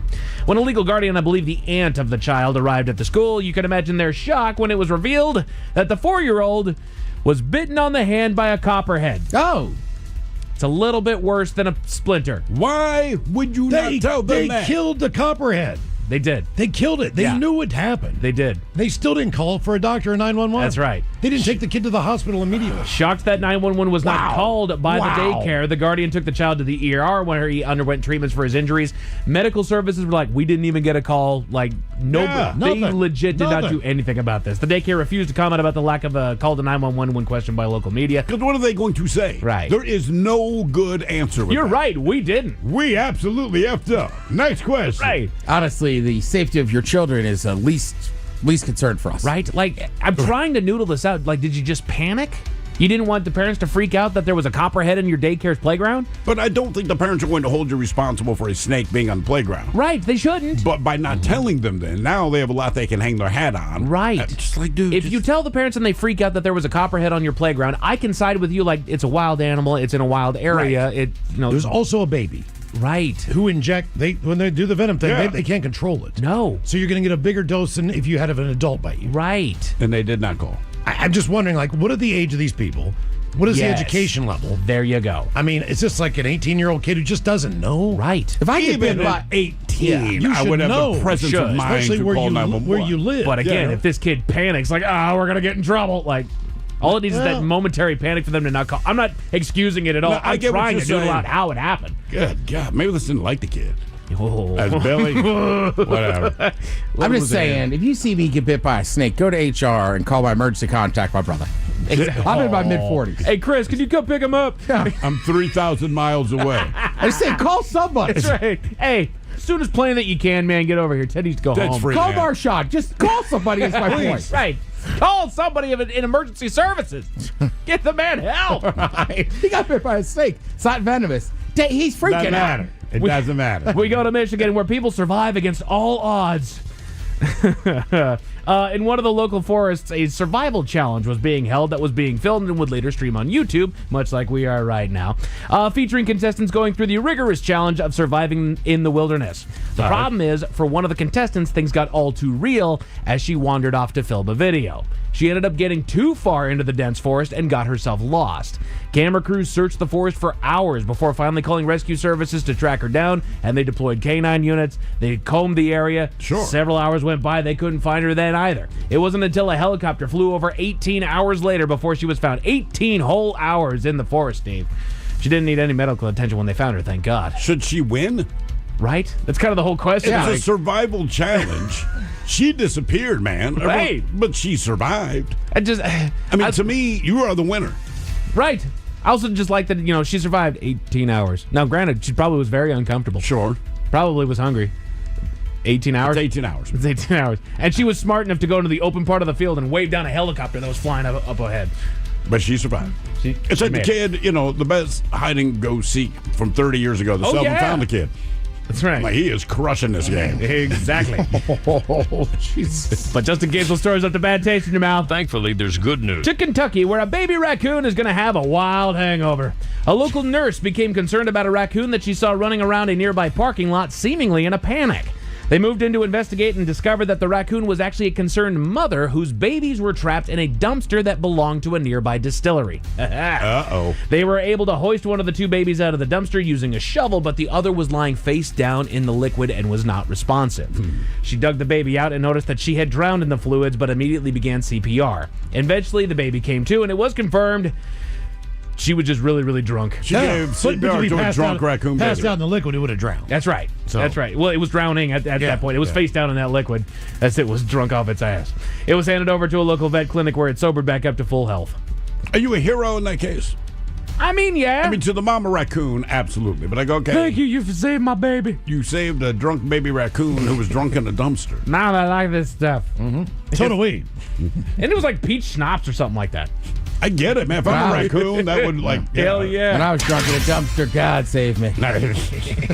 I got yelled at. Men's Room Sports, the Seahawks did not fare well as we'd hoped in the season opener, eventually falling to the Niners. They will lick their wounds and prepare for the next weekend against the Steelers. We got a 10 a.m. Come next on, weekend, Hawks. boys. Yes. What you going to watch tonight? You got some Monday Night Football action on over on ABC and ESPN, and the Cardinals are in town taking on the Mariners over on Root Sports. We got St. Louis in town, boys. As far as the weather, mostly cloudy. Yeah, screw you, Brett. Mostly cloudy skies here with a slight chance of rain with a low right around 57. As far as tomorrow, we're going to look at partly cloudy skies with a high right around 73. That's it for your headlines. With that, Mike Hawkins. Thank you, sir. Appreciate it. Taryn Daly, Steve Miggs from the Daily Mix Morning Show. Join us tomorrow. Once again, we will sit and spin. Lovely Jolene's coming up next. Yes, indeed. It's all true. But in the meantime, well, we be all about this bitch. So until tomorrow, please do what you do best. And for Letha's sake, stay beautiful. The Men's Room has been taped before a live studio audience. Wardrobe and makeup provided by Mantastic Limited. This has been a presentation of the Men's Room Radio Network. Oh, man! A Double Flush production.